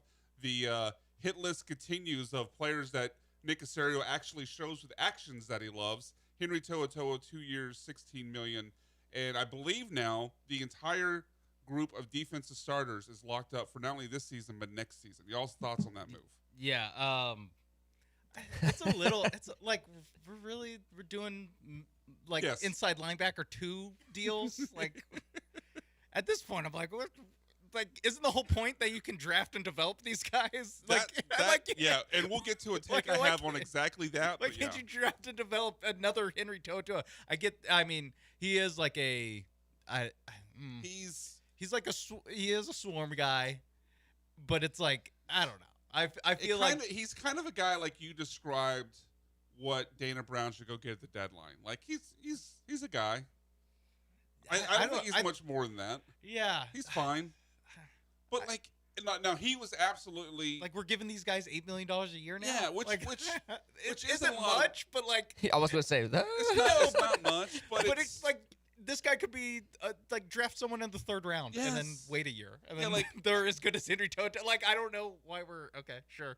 Absolute credit for Caserio for hitting on the pick, because you certainly got more value out of him than where his draft spot in the 5th round would suggest. But yeah, like. I and this is where I'll transition to C.J. Stroud. Sean, you've heard this take. Cam, I'm going to debut this on you for the first time here. But, like, this feels like Henry To'oTo'o is the class of player. Not that $16 million from Henry To'oTo'o financially would stop you from paying C.J. Stroud, because that's obviously, like, less than half of 1 year of C.J. Stroud, even on a low-end deal, right? But, like, Henry To'oTo'o, to Sean's point, is the class of player that you don't pay when you know you're about to have to pay a franchise quarterback money. So because of that, like, I'm kind of leaning now. They've taken care of everybody this offseason. I don't think the actions of the team say, because they've paid Azeez top 3 linebacker money, because they're extending Henry To'oTo'o, on top of all the other, they re-upped Nico Collins again, right? You stack all those moves on top of each other. I don't care what they say to us in the media, whether it's Caserio going to Rich Eisen, whether it's him with other stations in the city. They could say they love CJ all they want. They may like him. They certainly talk about him as a man. They like him as a man. But the actions of the team paying everyone else don't scream we're about to pay our quarterback, because you don't sign guys. 5th round linebackers that you could replace with a 3rd round pick, to Sean's point, you don't usually extend them right before you go out and give a quarterback $55 million. You surely don't, which I think kind of what you were alluding to tells you that, yeah, they, on the surface, they might say that they love CJ, but it's pretty evident that it's one of those things where it's just like, dude, you got to prove it to us this year. I'll believe they love CJ if they pay him before the season begins. Yeah, and like I and I'm not even clamoring for that. Like, that's not me saying like they're wrong for that. Like, I fully support not paying CJ. Yeah, and unless he surprisingly gives you a Sam Darnold deal, but they can't convince me of what they're saying if you don't actually pay him. It's also like, if I'm CJ at this point, I'm like, well, I'll just, again, not throw 4 interceptions in the first half of a playoff and then you'll game. pay me $50 million. Like you were minimum. Going to do before I did that. Like, I feel like at this point there might be more of like, I think it's David Mulligetta who's like, we're not signing anything. Like, we're not signing any BS you're offering. Because why would you offer anything serious to CJ Stroud this offseason? Yeah, and that's the thing. Like, some people have taken, Caserio talking about, we've had productive talks with his agent. Things are progressing. They've taken that as, oh, this deal might actually happen. Like, I've seen that thought, including on this own station, quite a few places. I take that more as lip service to not embarrass CJ. Because if the conversation is the opposite, obviously if he comes out and says, no, we're not looking to extend him, that would be embarrassing. But I think they know that the media is going to ask, what about CJ? What about CJ? What about CJ? Next year is going to be his fifth-year options. What about CJ? You paid Aziz. You paid Nico. You paid all these other guys. What about CJ? So they're just trying to throw the media off of, hey, we like CJ. We're working towards a deal. We'll see what happens before the season starts. I think this is kind of a fluff, pat CJ on the back and to the public to get everyone basically to stop asking. But doesn't that say something? Like if you're having to soften it, doesn't that tell you that they think that he's soft? Kind of. Right? Like I think it's also just like the Texans just don't want anyone ever talking about him ever. Like they just don't want to ever. Yeah, look at Joe Mixon last year. Yeah, like I think it's more that where True. they're just like, feed him bleep, keep him in the dark. Just like don't. Why would we tell you? CJ who? Yeah, like again, you mentioned Nick Caserio big on Rich Eisen and said exactly zero things of any interest.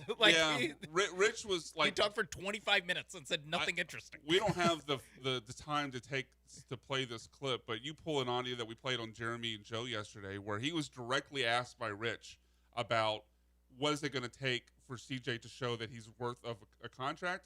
And Nick Caserio talked more about the AFC South and the Colts and the Titans than he did about CJ. It was like a 3-minute clip. He never says CJ Stroud's name once in the response. Never refers to him as a singular entity. No. He immediately goes, "Well, every play in the league needs to produce and blah blah blah," himself and then year to just year. pivots to and we believe we have a foundation built on what, and it's like, and I don't know how Rich Eisen or anyone interviewing just doesn't interrupt and be like, "I asked about CJ Stroud." Isn't it kind of? Go ahead. Isn't it kind of was it last week when we listened to the D'Amico interview and he didn't name he wasn't naming names, but he was basically like, oh, if you deserve a contract, you'll get it. Yeah, you'll get it. You have to do more than one thing. It's just kind of I feel like everything's being directed at CJ without saying CJ because CJ's gonna get a little hurt. I don't think you're completely off because you hear when they actually Jesus. I know I had a moment there. Literally. Go ahead. Do you have tuberculosis or something? Oh my God. He's just been coughing all show.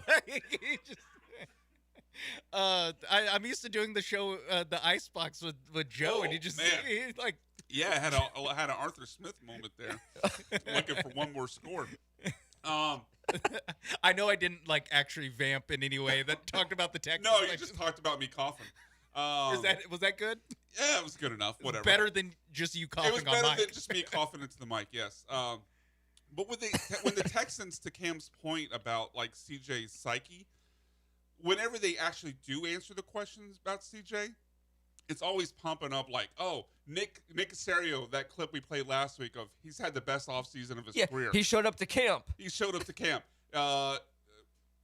D'Amico Ryan's going on about we love him as a man. I love CJ. I've been in love with this guy since he came in through the door for his top 30 visit, right?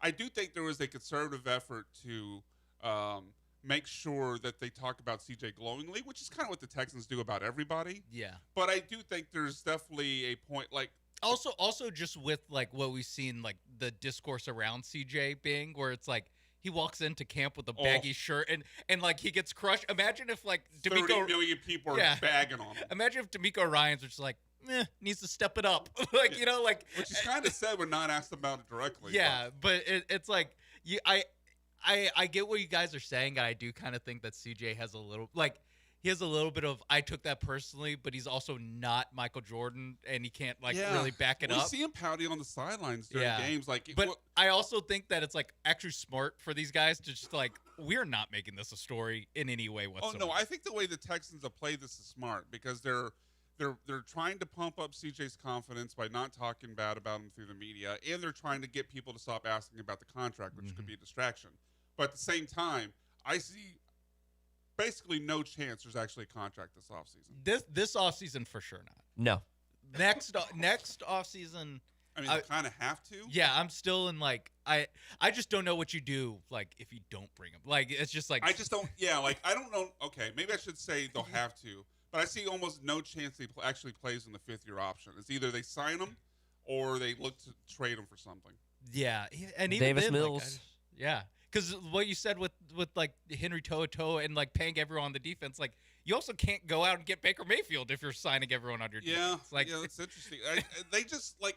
I know the salary cap at times is kind of fake in football. We saw that for years with the Saints, where they would start the offseason $30 million in the hole, and somehow they would still sign free agents. And Casario's done this with restructures. He's restructured Daniil Hunter and others multiple times to make room when we thought they didn't have any. But like, I don't know, man. At some point, there is a cap, right? At some point, like, the money does matter, and you actually can't pay everybody. Yeah, and getting back to where I began with this point, like the Henry To'oTo'o thing, like. At some point, you have to pick a guy like, we like him, but he's replaceable. Yeah. We like him, but we can go draft somebody in the 3rd round, especially on the defensive side where they've had hit after hit. That's the entire point. That's the entire point. Like, at some point, there's a guy where we like, we like him, but if we want to afford the top-end guys, we got to draft to replace him to get cheaper talent on the roster. And they've literally locked up the entire all-11 defense for the next 2 years. That doesn't scream we're about to pay our quarterback franchise money, or any quarterback, or like we're gonna draft some guy, or go Davis Mills, or go Geno Smith, Aaron Rodgers one more time, I mean, it could just be one of those. Aaron Rodgers takes the LeBron James deal. It could be just one of those things where it's just like, okay, well, we know the defense is elite. Let's keep the continuity and keep it together because at least we know that they're going to be consistent. Yeah, and worry about the offense. It's almost kind of like a flip with how you would pay offensive players as opposed to like defensive players like y'all are talking about. You can just replace them in the draft. It's like maybe the Texans are just looking at it as like, well, the defense is our team. Let's pay these guys, keep them together, and we'll worry and fix the offense. At the board on offense? Yeah, no Jackson. Kenny Pickett's pretty good in the Hall of Fame game. Yeah, Carson Beck was. He actually Haynes King was good. Clutch Gene. That guy. You know what? Low key, that was a hell of a game. Actually, lowest of keys. Never in my life. That's something you cannot say outside of a sports radio show and be taken seriously. Never in my life have I missed 3/4 of a Hall of Fame game and then be like, you know what? Let me tune in.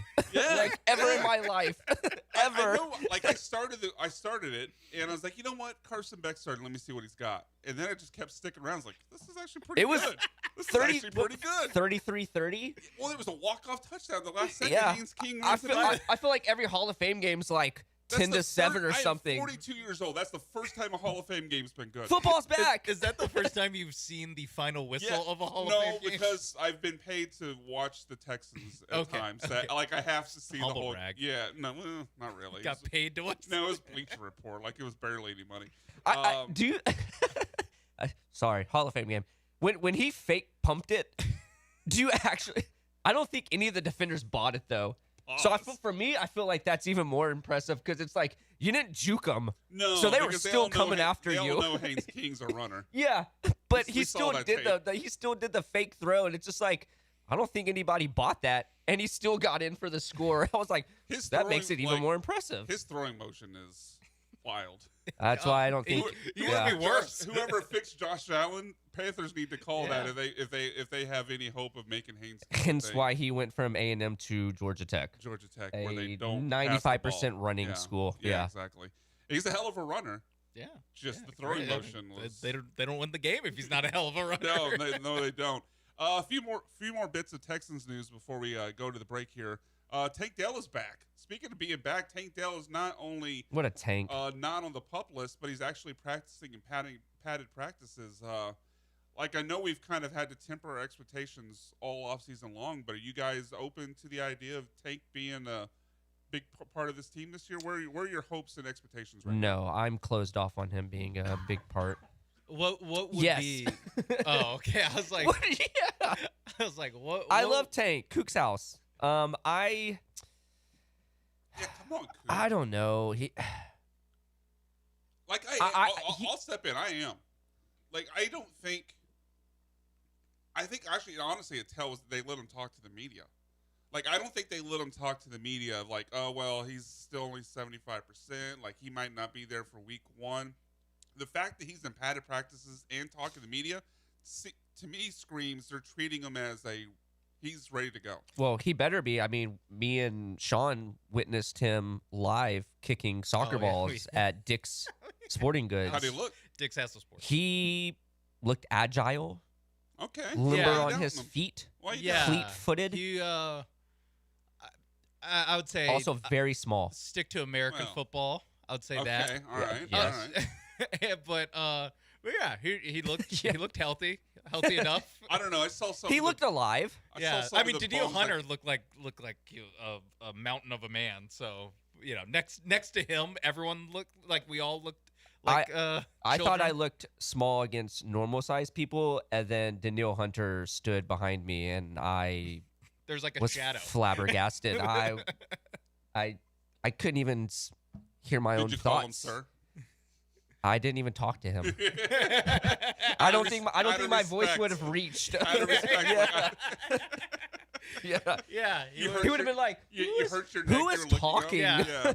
You hurt your neck. I didn't know so hard. food talked. Yeah, I kind of I don't know what being back for Tank looks like because it was obviously a catastrophic knee injury. But I'll say this: I think he's the third highest targeted player. Okay. On the team. Okay. Obviously, Nico 1, Higgins 2, and I think Tank gets the third most targets on the team. That's what I was going to ask is, like, what is big part of this I team think he for Tank out-targets Dalton Schultz. I think he out-targets Jalen Knoll, who also returned to practice after what was reported kind of as to be a broken finger. And then obviously he out-targets the guys like Xavier Hutchinson and Justin Watson. I don't. Whoever. I have to go a separate direction than you. I still think Dalton's going to be top 3 in targets. Yeah, because he's just gonna get so many checkdowns and the Dalton Schultz in the flat for 4 yards. Like he is just Dalton Schultz special, baby. Like four yards fall down. I think Tank Dell will be more effective of a player, but I actually do think that more targets Tank or Knoll. Tank. I think Tank. Cam.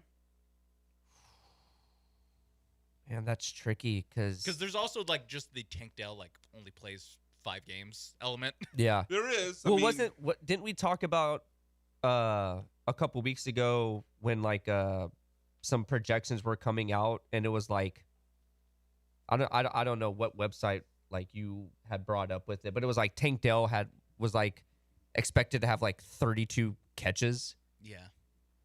I don't remember that at all. That must have been somebody else. Oh no, sir! I've only ever done the show with you. No, I meant the conversation didn't happen here. But I think he'll have more targets than Noel. But I think you can't have him as a return man. No, I'm with you there. Yeah, I think Noel's your return man. Yeah. And I get the idea of Tank's always injured, but I still kind of push back on that because both injuries he had were highly kind of freak accidents, and maybe with the first one you could say it was also avoidable because it was just dumb. But he breaks his leg in year 1, being an inline blocker with someone rolling up behind him, and then Jared Wayne for some reason runs the same route as him against the Chiefs in year 2 and takes out his knee that cost him last season as well. That's not a non-contact tears ACL, pulls his hamstring all the time type of injury. That's a freak accident which could happen again, but I wouldn't bet on it. Well, for me, it's more because those things happened, the knock-on effect. He's just lesser than, or it just makes it more likely because he had several knee surgeries to prepare all that. It was more than just a simple ACL. It was everything. It's not like he has a bad meniscus. It's like he has a bad ACL, MCL, PCL. Kneecap. I think the kneecap moved or something. And that's why it mixed with the fact that he has a life alert wrapped around him. Oh, that's not fair. Yeah. Well, is it not, Brian? I've fallen and I can't get up.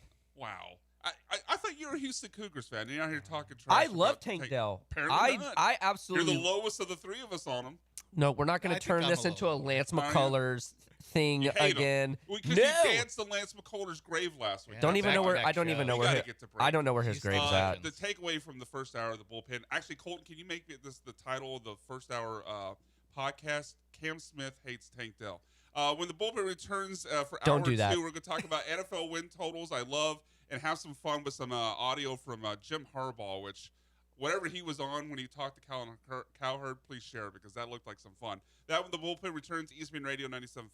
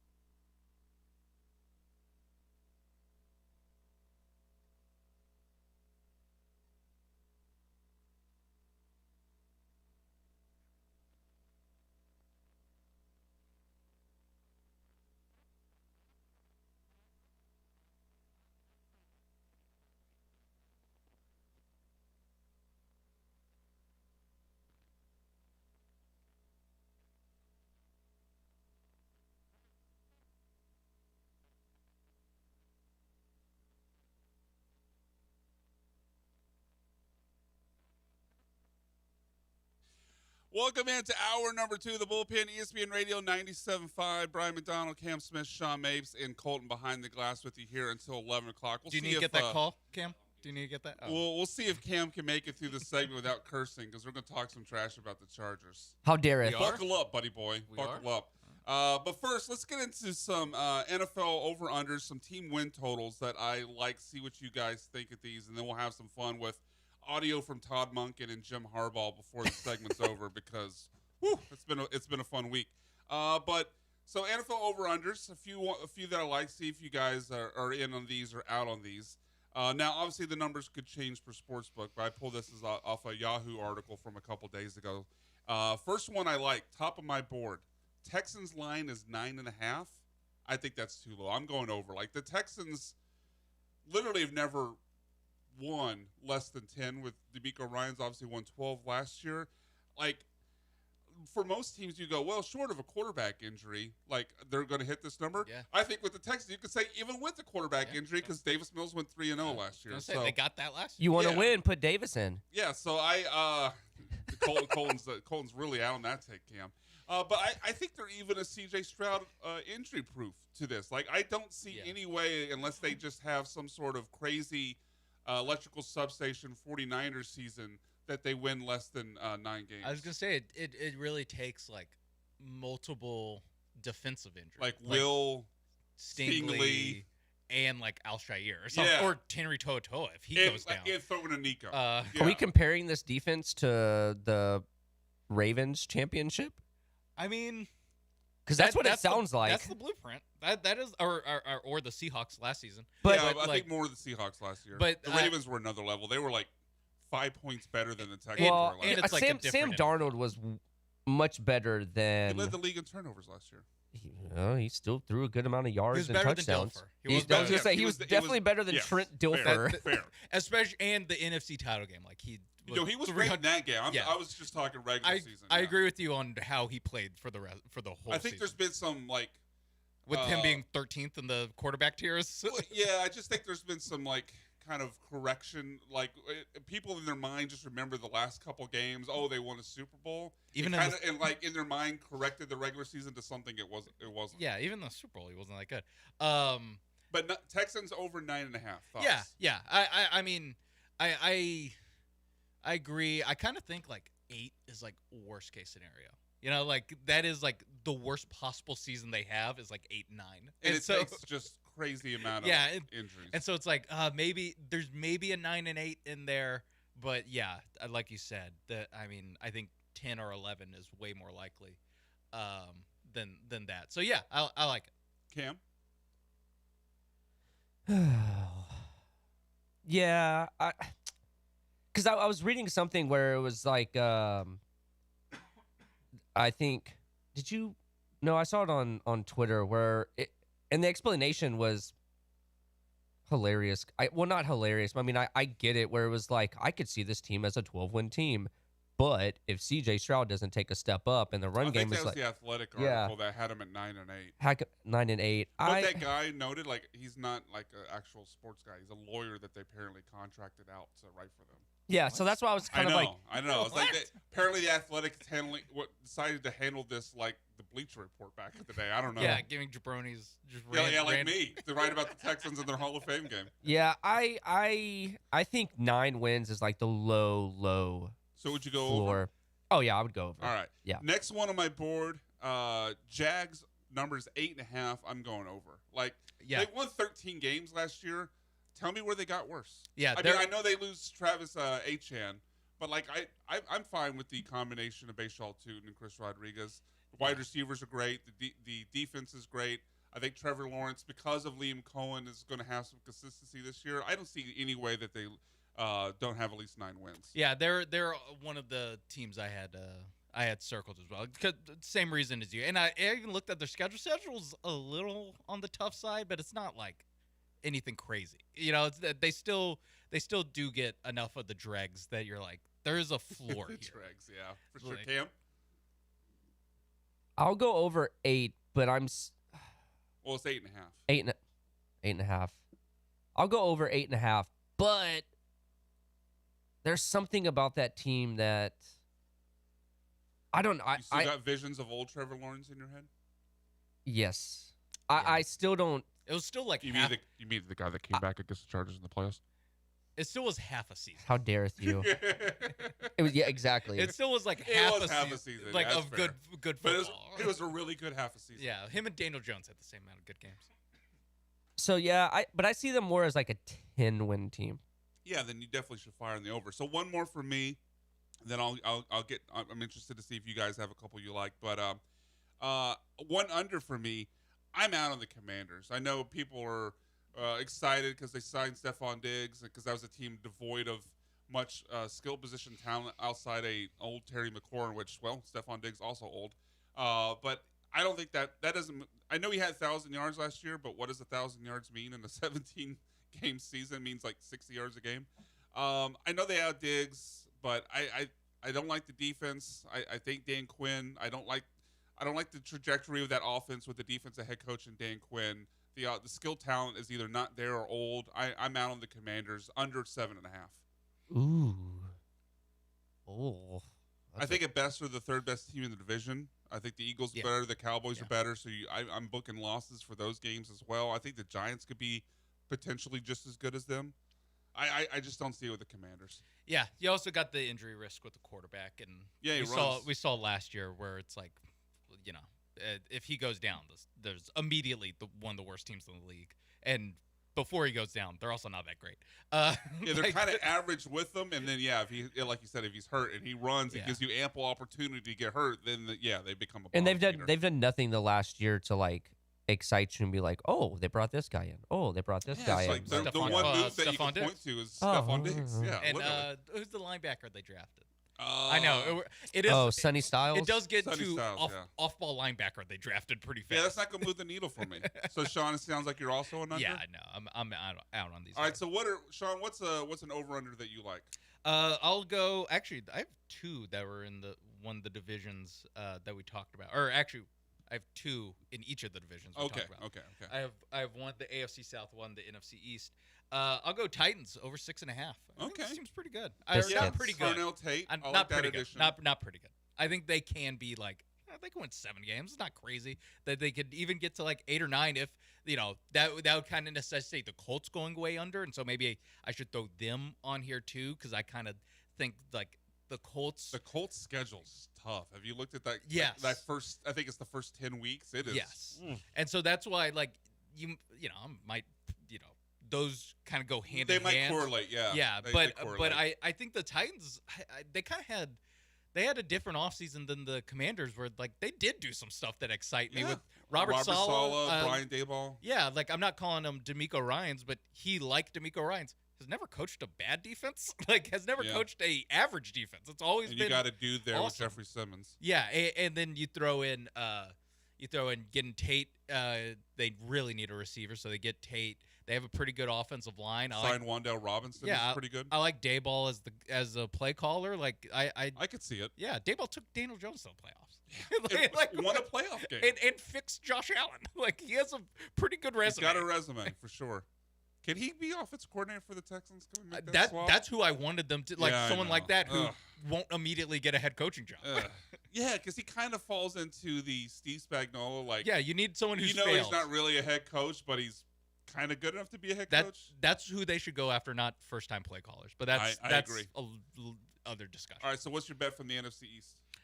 Giants under 7.5.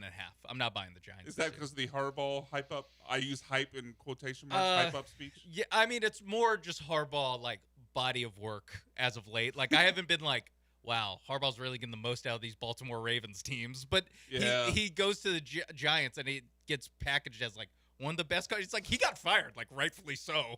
Like no one was against Baltimore firing him.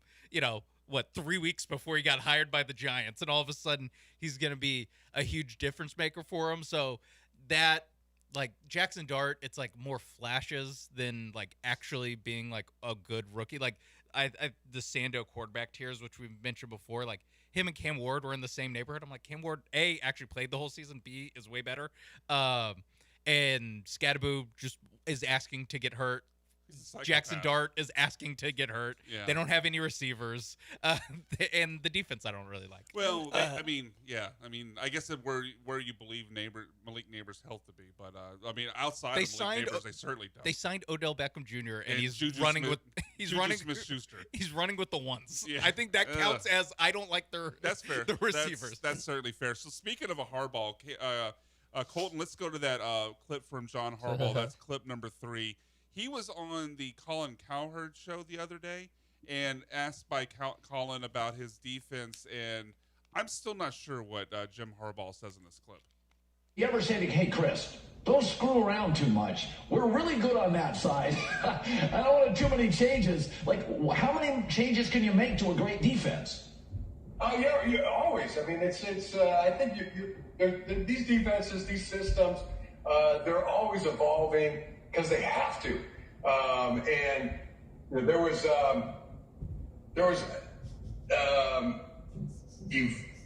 involvement. Is that a word? Is it a word, Colin? In involvement? Am I like evolving? Evolving, yeah. Same with Mike. There was Mike McDonald and Jesse, and it'll be the same with Chris. So we're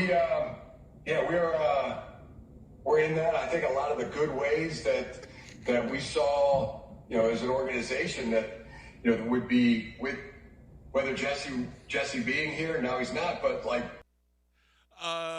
Cam, I go to you first. Noted Chargers fan. You got the Bolt tattoo.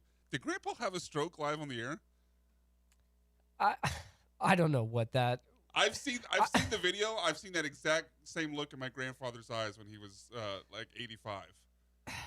I think he got distracted by something on the TV. I don't know. I think we're so used There's a to non-0% chance that he had a stroke live on the air with Colin Cowherd. I think the thing that makes it worse is we're so used to his like emphatic interviews that he always usually has, and then there's evolving. Is that a word? Is that a word? Help me out, Colin. Colin didn't really help. No. Evolution is the word he's looking for. I don't know what that was. I still have no words. But that's my guy. That's your dude. That's your dude. Hey, stroke away. What? Oh Well, God. Hold on. Oh. Cam. Sit down for a second. Colton, don't go to break. We're just gonna let Cam have to deal with that. You said even without the innuendo, what you're saying. Jesus, Cam. Why? He has one of these moments, I think, every show where he just. Oh my God! Full pause, Cam. Stroke. Oh. We're gonna have to pull that. We're gonna have to pull that audio. Pull what? Oh, pull that audio. Pull that audio. Careful. It is Saturday, but I think some FCC rules still apply here. Careful. Nice transition. Defend your quarterback. It's like Michael Scott. I knew as soon as that was coming out. Damn it. Maybe you should take the rest of the segment off. Yeah, I'm gonna go put my head in the fridge. The quarterback, given the nature of what. Yeah. Let's probably because there was a lot of. Well, I don't want to bring up Madison Beer that close to what Cam's been talking about. One more piece of audio. Not that we needed more reason to be out on the Browns. Some people might take this as a great fire up speech. I had their under as one of the ones. I had that I didn't get to. I think I was on the fence before, but this audio from Todd Monken and his fire-up speech to the Browns has me fully under the Browns, which I believe is 5.5 wins. Go ahead and play in cold. Someone mentioned something to me, something about being crazy. You bet your okay? You bet your we ought to be crazy.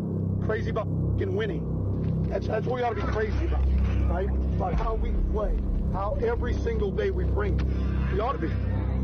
I'd rather be fucking crazy and out of my mind fighting to win and leave it out here, and somehow medical people got to come out and be resuscitated because I fight my off to win, and just everything's okay.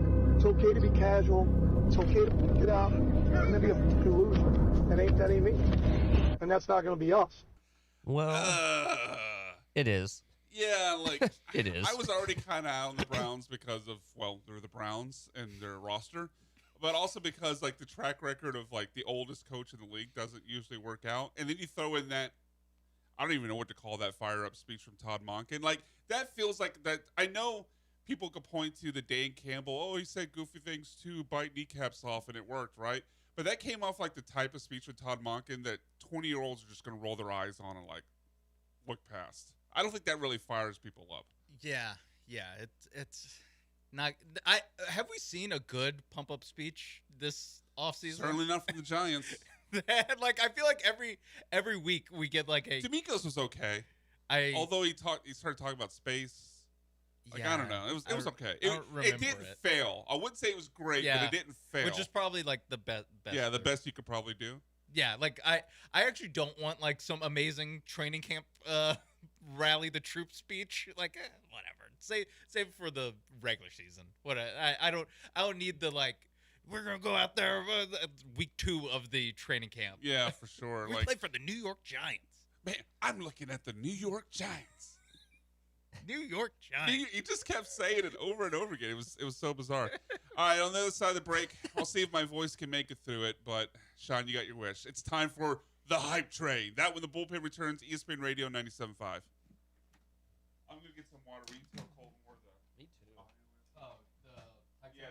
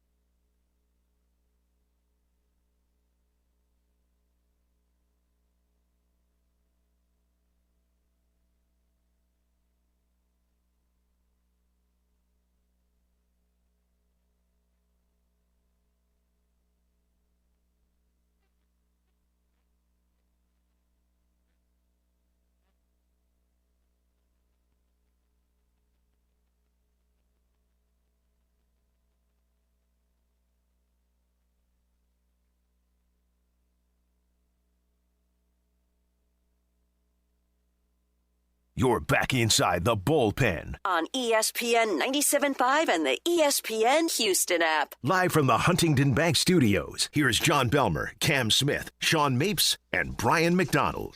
Welcome into the bullpen, ESPN Radio 97.5. Brian, Cam, and Sean. And it is time for the hype train. Because, Sean, we don't get hyped. We stay hyped. Damn right, brother. Started off with Kyler Murray. I can't make it through the full. All right, I gave you the intro. Gave you the intro. That was like a 6 out of 10. Oh, you're trying to goad me into doing more, aren't you? No. I have a higher standard. Yeah. Kyler Murray taking more first-team snaps than J.J. McCarthy. Quote, Murray has taken around 2/3 of the first-team snaps at training camp, according to ESPN's Kevin Seifert. Is Kyler Murray the guy, Sean? For the Vikings, hell yeah, he's the guy. I don't know if I'm on the Kyler Murray hype train full stop, but I'm definitely on the Kyler Murray hype train in direct comparison to J.J. McCarthy. It's a not Thank compared you. to 9? Yeah, so I think, he's in the 20s, maybe on, a good year. He's low teens as far as where he finds himself in the quarterback hierarchy in the NFL, but it's way better than who they had last year. So I am buying the hype, and I'm buying the Vikings because of it. So, Cam, obviously the concern last year with the Vikings was, they didn't have anyone that could get Justin Jefferson the ball. Right now, Justin Jefferson on underdog, wide receiver 6. If Kyler's the quarterback, are you feeling good about that number? Are you willing to take him higher? Number 5 is CeeDee Lamb, by the way. Number 4, Amon-Ra St. Brown. Before you get to it, I think the undoubted 1, 2, 3 is Chase Puka and JSN. But how high would you go with Justin Jefferson? I'm good at the highest I would go. Wide receiver what? What wide receiver spot would you be willing to take him? 4. 4? That's the Yeah. highest you would go? Yeah. Well, I think that's the absolute probably upside with not because of him, but because of the quarterback. Because it's still Justin Jefferson. Yeah. And it's like Justin Jefferson doesn't need it's not like he's played his entire career with some awesome quarterback. Exactly. And it's like, no, he's like the good years were with Kirk Cousins and Sam Darnold. It is just don't be horrifically bad. And even, last year's down season, he still had 1,000 yards. It's like Andre. Andre played with a bunch of scrubs and was still I kind of put Pro Bowler. Even like DeAndre Hopkins, Larry Fitzgerald. I kind of put him in that bucket of he's pretty quarterback proof for the most part, minus 9, and even then 1,000 yards. Yeah, he was 9 was kind of like what Brock Osweiler was to DeAndre Hopkins' career. Yeah, DeAndre Hopkins, no matter what bum you put with him, including Kyler, he was able to put up huge numbers, except for that 1 year with Brock where he was he was under 1,000. I don't remember his exact total, but he was under 1,000 with Osweiler. And I think we're looking at, and even then, it was just the touchdowns with Jefferson. Yeah, his yardage and reception totals weren't as bad as we remember, but the problem was, like you said, 2 touchdowns. Yeah. If that's just a normal year, then he ends up being okay. Malik Neighbors, buying the hype. This doesn't even feel like hype. It's kind of where we are with Malik Neighbors, because the news is just that Malik Neighbors rejoins team drills. Neighbors participated in team drills at Thursday's practice. Patricia Traina of SI.com reported. Malik Neighbors, because of what you mentioned with the Giants wide receiver room, Sean, last segment, has a chance, 30% target share is usually oh, okay, that's a wide receiver one. This dude could go out there and get a JSN 40, potentially, just because there is literally nobody. I mean, Juju Smith-Schuster, you mentioned Odell Beckham Jr. These are the bums making up the rest of that receiver room. Malik Neighbors, if healthy, could end up breaking fantasy football. Yeah, where are you at with Malik Neighbors? I wouldn't go break fantasy football. If he gets the 40% like JSN, well, I don't know. Look, I'm saying it's a low percentage. I also don't think he's as good as JSN. No. I'm not saying he is. Yeah, he's damn good though. Because that rookie year was. Let me pull up his number here. Unless I missed, he had 109 catches his rookie year, 1,200 yards, 7 touchdowns. Yeah, it just the knee injury that he had. He's needed to get it redone 2 different times. That is scary. The fact that he's had setbacks. You saw him at the softball game. That was that guy. You think that guy's gonna break football? He's gonna break NFL football. Yeah. I said if healthy. What's he gonna do when I don't know. Just hit me with a Hulk Hogan. I was going what to. you gonna do? And I couldn't think of the cornerback. Quinion Mitchell is gonna lock him down. When Quinion Mitchell and Cooper DeJean are coming for you. Well, I think Malik Neighbors needs to take his vitamins and say his prayers. Otherwise, he should be fine. And that could be something I see hold him back too. Is that he doesn't say his prayers and take his vitamins? I actually didn't realize that was the last thing you said. No, that he is such a one man, like the only guy on the Giants offense that it's like, well, you just double him with, like your game plan against the Giants is just take Malik Neighbors out of the game by any means necessary and let Darius Slayton try to beat you. Yeah, for sure. And What do you Jalen have with Hyatt? Malik Neighbors, Cam?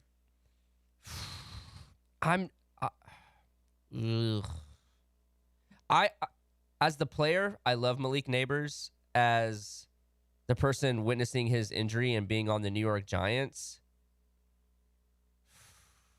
man, I don't know. Are we referring to like the round of fantasy that we would draft him at? Yeah, like because right now he's going like wide receiver 11, wide receiver 12. Are you comfortable taking him there? Or are you concerned about the injury? I'm a little concerned. Like for depending on your team build, that's a spot where he might be your wide receiver 1. Yeah, no. I do not want to live that life. That's fair. I think that's really the question you have to ask yourself. I'm closer to. I think we'd all take him at a value if he slips a little bit and he's wide receiver 2 because the upside is tremendous. But I'm closer to like 20, like 18, 19, 20. All right. Let's see. Who else is getting hyped? Cyrus Allen of the Kansas City Chiefs also getting hyped back at practice on Friday, according to Sam McDowell of the Kansas City Star. The rookie 5th-round pick was one of Kansas City's early standouts at training camp, building chemistry with Patrick Mahomes, while Sean even taking some snaps with the first-team offense. You buying in on Cyrus Allen?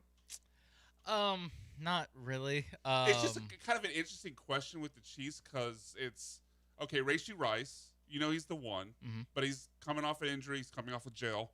Yes. And then Travis Kelce's 1,000 years old and more focused on Taylor Swift duties right now. And then who else do they have at wide receiver? Xavier Worthy, former first-round pick. Point taken. It's not much. Is Thornton still there? I think he is, yeah. Yeah.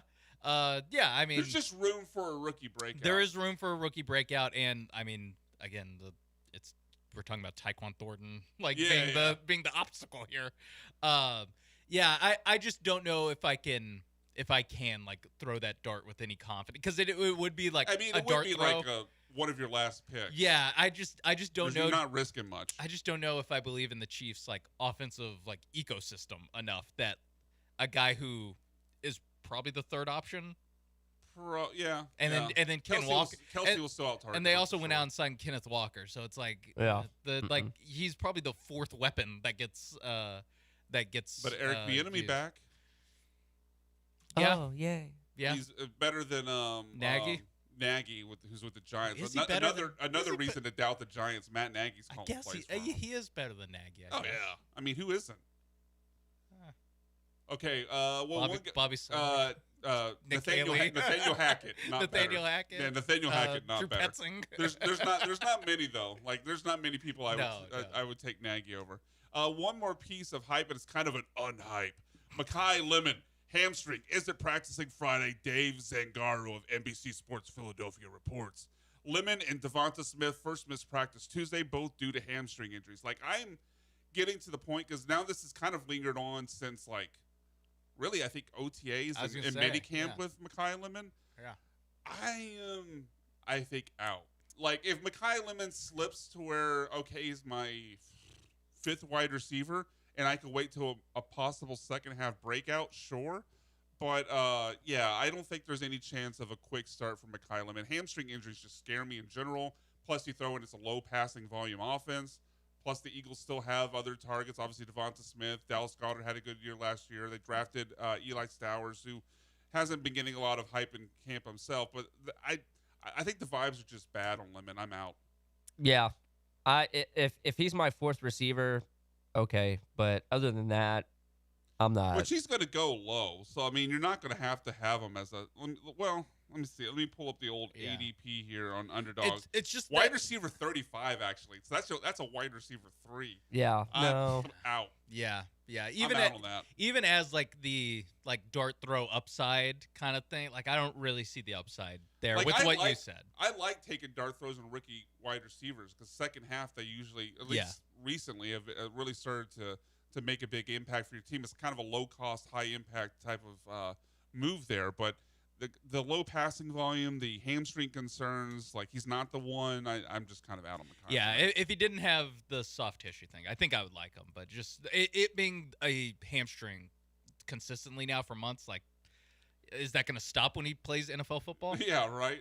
All right, that'll do it for the hype train. Luckily, my voice made it through. Yeah. Kind of. Yeah, I mean, you kind of... You seem a little disappointed, Sean. You think what? You think I throttled it down? I feel like you mailed this one in a little. I feel like you went out there. You went out there to not get hurt.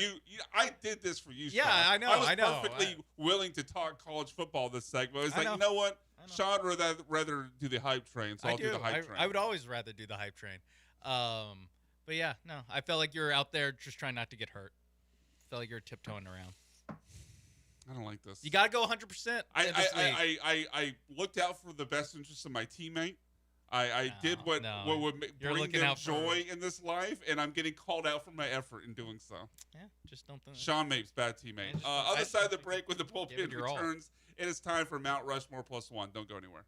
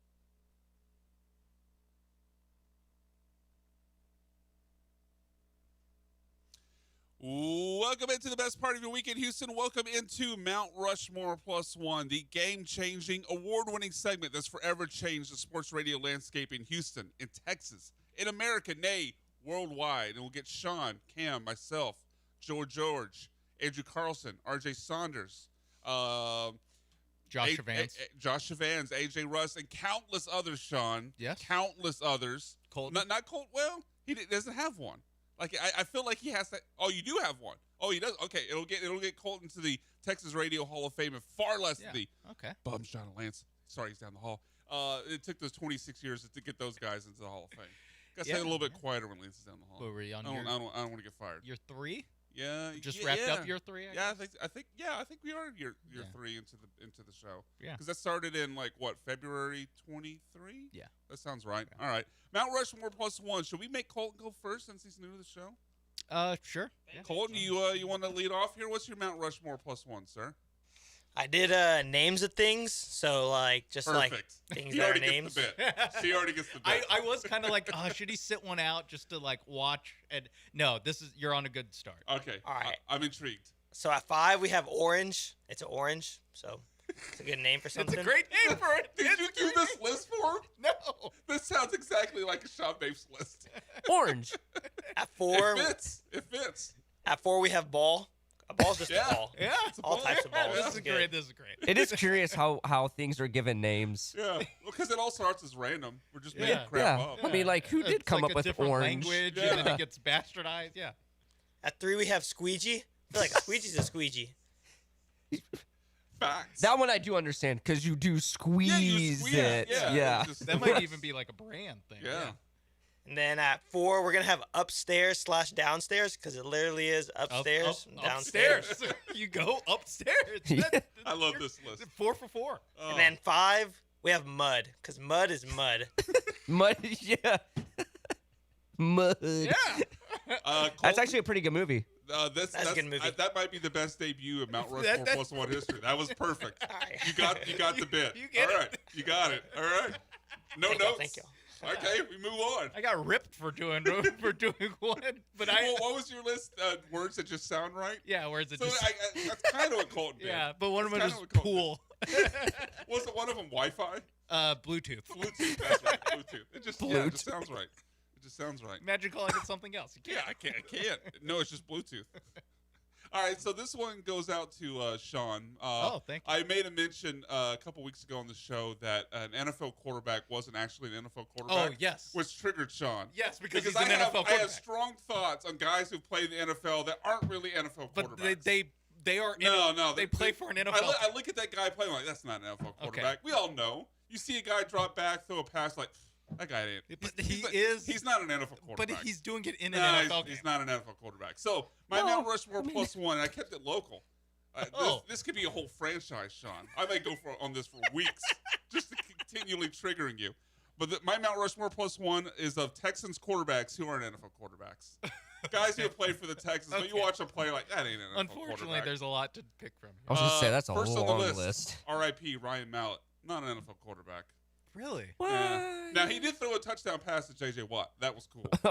But other than that, not an NFL quarterback. Okay. He got beat out by Brian Hoyer, like Tom Savage at points. That ain't an NFL quarterback. Tom Savage. What did I say? No, I said Tom Savage, not an NFL quarterback. Yeah, Tom Savage, not an NFL quarterback. He didn't make the list. There's lots to choose from in the Texans. There's lots to choose Might from, be able okay? to do 2 Texans. Also not an NFL quarterback. Sorry there, Colton. I believe this guy played for your school. Kyle Allen, not an NFL quarterback. He did play. He played for. Yeah, he played for the Houston and he played for the Aggies. Two Allens on the Bills. Yeah, Kyle Allen, not an NFL he's quarterback. still in the NFL. He's been in the NFL for like a decade. Yeah. You're saying that guy's an NFL quarterback? Clearly. No. For 10 years. He's not an NFL quarterback, okay? Molded by Kevin Sumlin into an NFL quarterback. What is this, Bane? Molded by it? Next on my list of Texans, guys who play quarterback for the Texans who aren't actually NFL quarterbacks, Dave Ragone. That guy, that guy's not an NFL quarterback. Raging Cajun. Yeah. Well, was he an he wasn't first year Texan. Okay. He was drafted, I think, year 3 of the franchise. He's a 3rd round pick. Oh, wow. I actually started the game against the Jaguars, which they got shut out. But yeah, he's not an NFL quarterback. That one, yeah. You fully agree on? Yeah. Okay. Also, not an NFL quarterback, but he played quarterback for the Texans. Jeff Driscoll. That guy. He's not an NFL quarterback. The Driscoll cat? The Driscoll cat? No, Boy, stop it. Not an NFL quarterback. Didn't he have like giant He's a bum. thighs or something?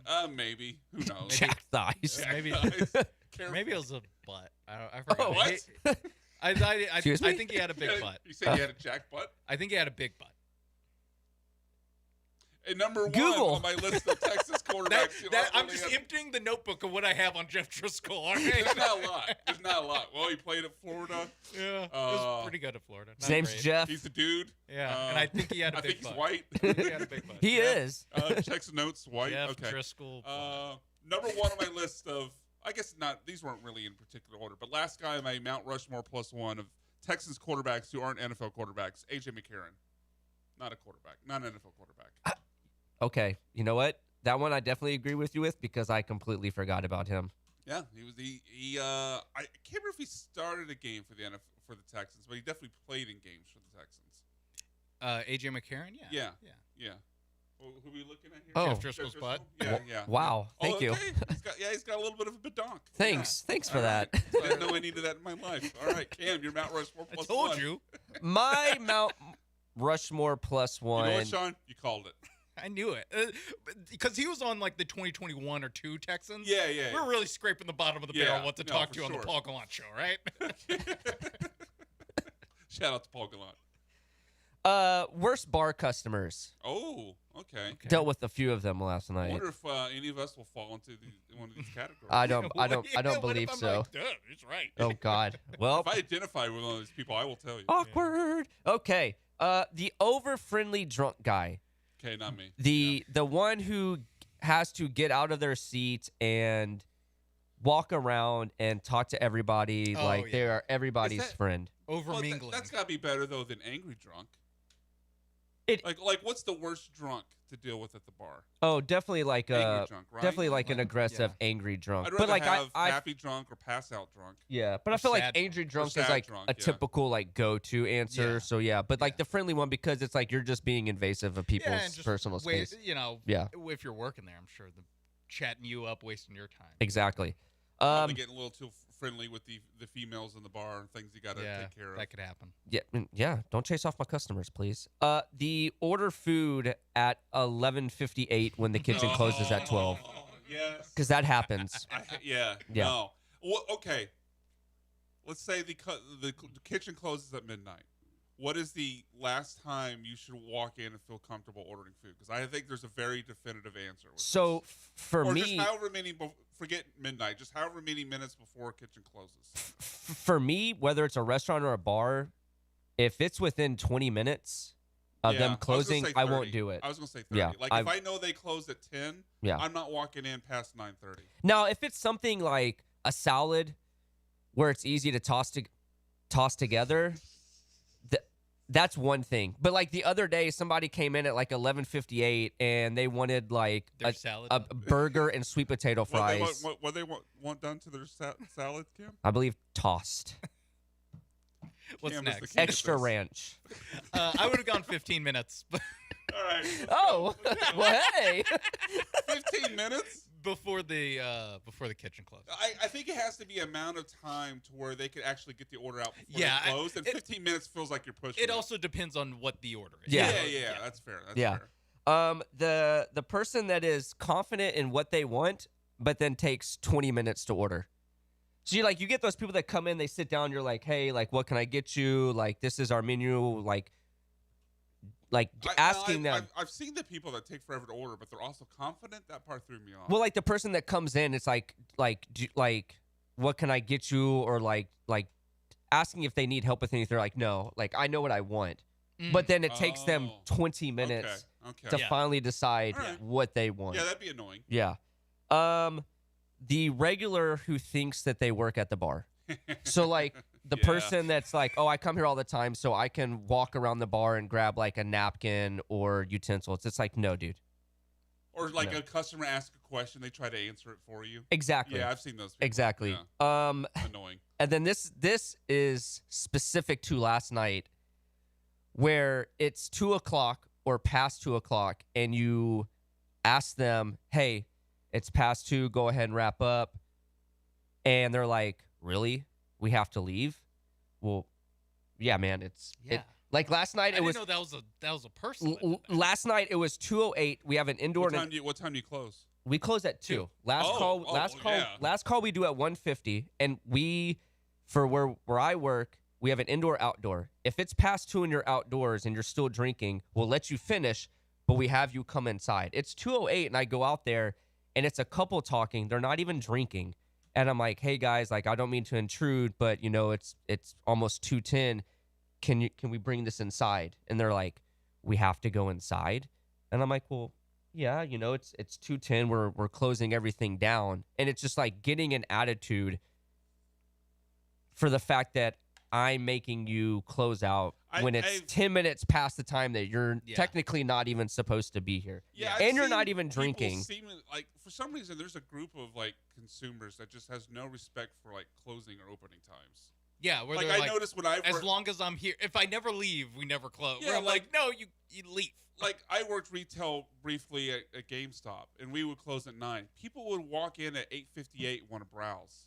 Like, bro, like be respectful. Like if you want to browse, that's fine. If you want to come in, you know exactly what you want at 8:58. Little annoying, but fine. But like, be respectful that people we're trying to close up. Yeah. I always Be like when they respectful of lock people's the door, like whatever 9:50 or Yeah, something. yeah. I'm always like, I respect that so much. All right, Mapes, go ahead and main event this. Okay, my Mount Rushmore +1 of sports cliches that you hear from whether it's coaches or general managers or whoever. Sports cliches that no one likes, that never go over well. They're cliches that a person in authority use, but actually no one likes it. Number 1. Well, we just play in a tough division, conference, or league after you lose to the worst team in that division, conference, or league. Where it just goes, hey, listen, it's every day is a struggle here in the AFC West. You know, like it's after you lose to the Raiders. Yes. Yeah. Yes. This feels like an SEC coach after they lost to Mississippi State. Or I mean, you hear it in like ACC basketball where they're just like, we lost to Boston College. It's, you know. Hey, look, man, it's a tough division, top to bottom. Yeah. Next, this a local team was guilty of this one. Actually, a couple of these. You'll find out. This is just very pointed. We're a couple plays away from being, and then a way better record. We're a couple plays away from. I remember that being said when the Texans started 0-3. Yeah, they're a couple plays that away was from said 2-1 at least. So much. And some of these, it's like I'm okay with people on the outside making this like case for the team, you know, like run differentials in the same ballpark as this. You can't say it though. You're the one that went out and lost. You can't say it. Quote, we don't listen to the outside noise. Yes, you do. Like you wouldn't know that there is outside noise if you didn't listen to the outside noise. This was like a Nick Caserio thing. This is a Nick Caserio. Because you know who listens to the outside noise? Nick Caserio. Yeah. Like the whole like, we can't hear the radio haters. show in Well, station. you technically can hear them. And like players will do it. Where I'm like, you are definitely on Instagram. Like you just like. So weren't you just tweeting at a fan the other day? Yeah, even if it's not your account, like. You probably do get fed stuff from your team because you are on that team. Who would be the worst guy to say that? Probably Kevin Durant. Kevin Durant would be the funniest guy. I love how we all went to that person. If he said it, I would actually find it hilarious. Like I think he would mean it as a joke, and I think it would be funny. Please say that, Kevin Durant. Because I know you're listening. We believe in our culture. Every team believes in their culture. Yeah. Like there's not a team out there where the head coach is like, not a great culture here. Why am I here? If one time a coach says, you know what? I haven't built a great culture. Rafael Stone, after he fires, even after he fires Steven Silas, goes, you know, we didn't have a great culture. Like, no, even after you fire the guy, you don't say that. No, you never do. But every team has a great believe in their culture. Even the teams that win 2 games. And this one, ripped from the headlines, some would say. You know, we're getting injured player. It's kind of like getting him back at the deadline. Hayden Brown said that about Hayden Wesneski. Yes, he did. And he's done it before. I know. When I heard that quote, I thought of you, Sean. I was like, I know Sean is equally as triggered right now as I am. Yeah. Getting him back, getting an injured player no, back. It's just like getting a player at the deadline. No, it's not. It's not It like really that isn't. at all. It really isn't. It doesn't fix. Oh my God. Okay. All right, we'll go ahead and wrap up here in the 5-ish minutes we have left with the people we love from sports and what's that, Cam? Huh? Oh, nothing. Sorry. Cam said something that I think I was meant to hear, and I did not hear it. Oh, okay. All right. Our worst people in sports this week and what we love from sports this week. So what I We'll start off with the worst people in sports. This will be cut number 7, Colton. My worst person in sports, this Purdue athletic department who took an odd turn, I think, on his day one of the job in this press conference with the shot he took. Every recruit, every current student athlete will hear this message repeatedly. We are here to win championships. If you don't want to win championships, go to Indiana. What? What was that? Yeah. See, like, there's two ways this could be, like, okay.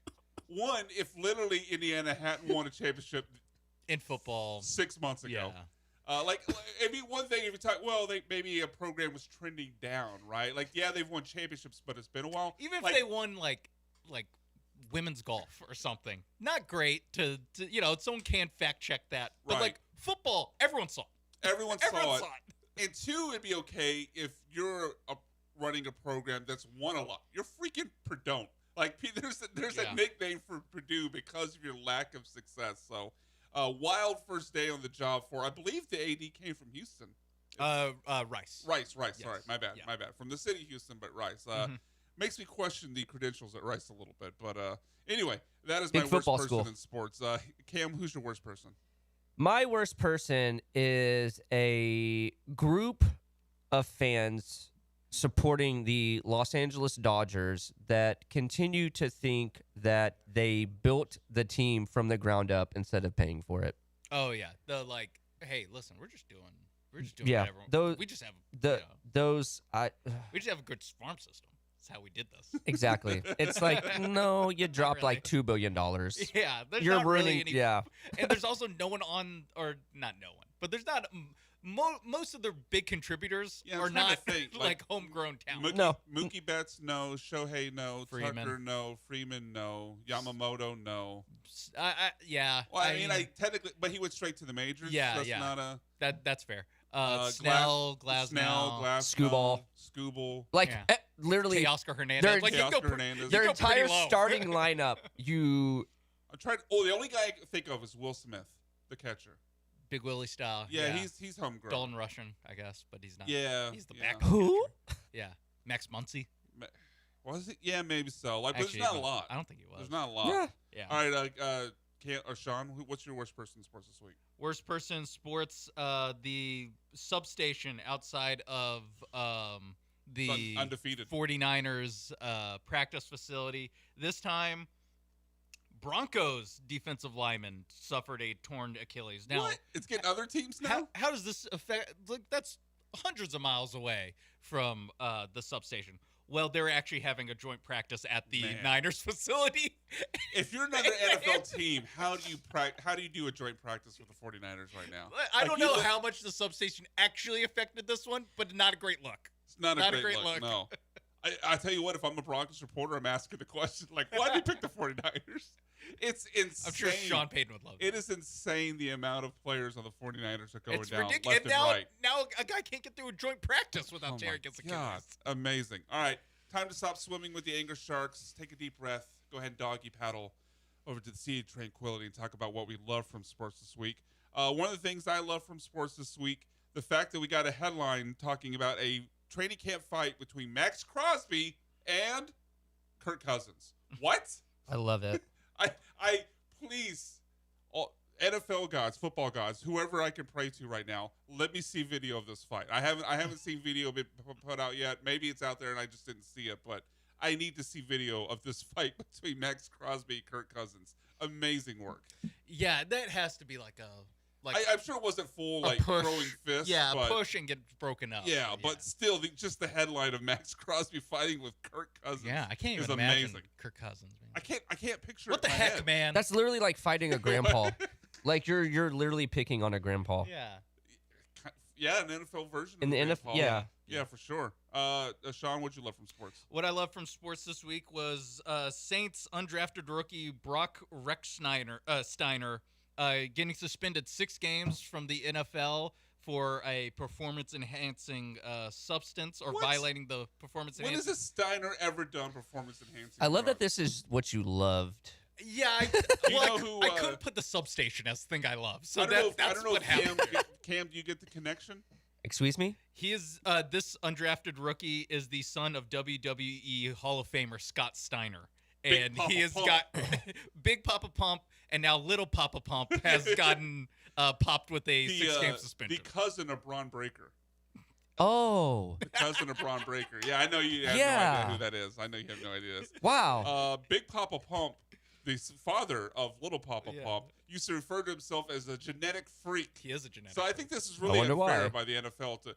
He's not doing peds. He's just a genetic freak. He is a genetic freak. He's just like a genetic that's why freak. the testosterone levels are. Yeah. Like what? He's not taking performance enhancers.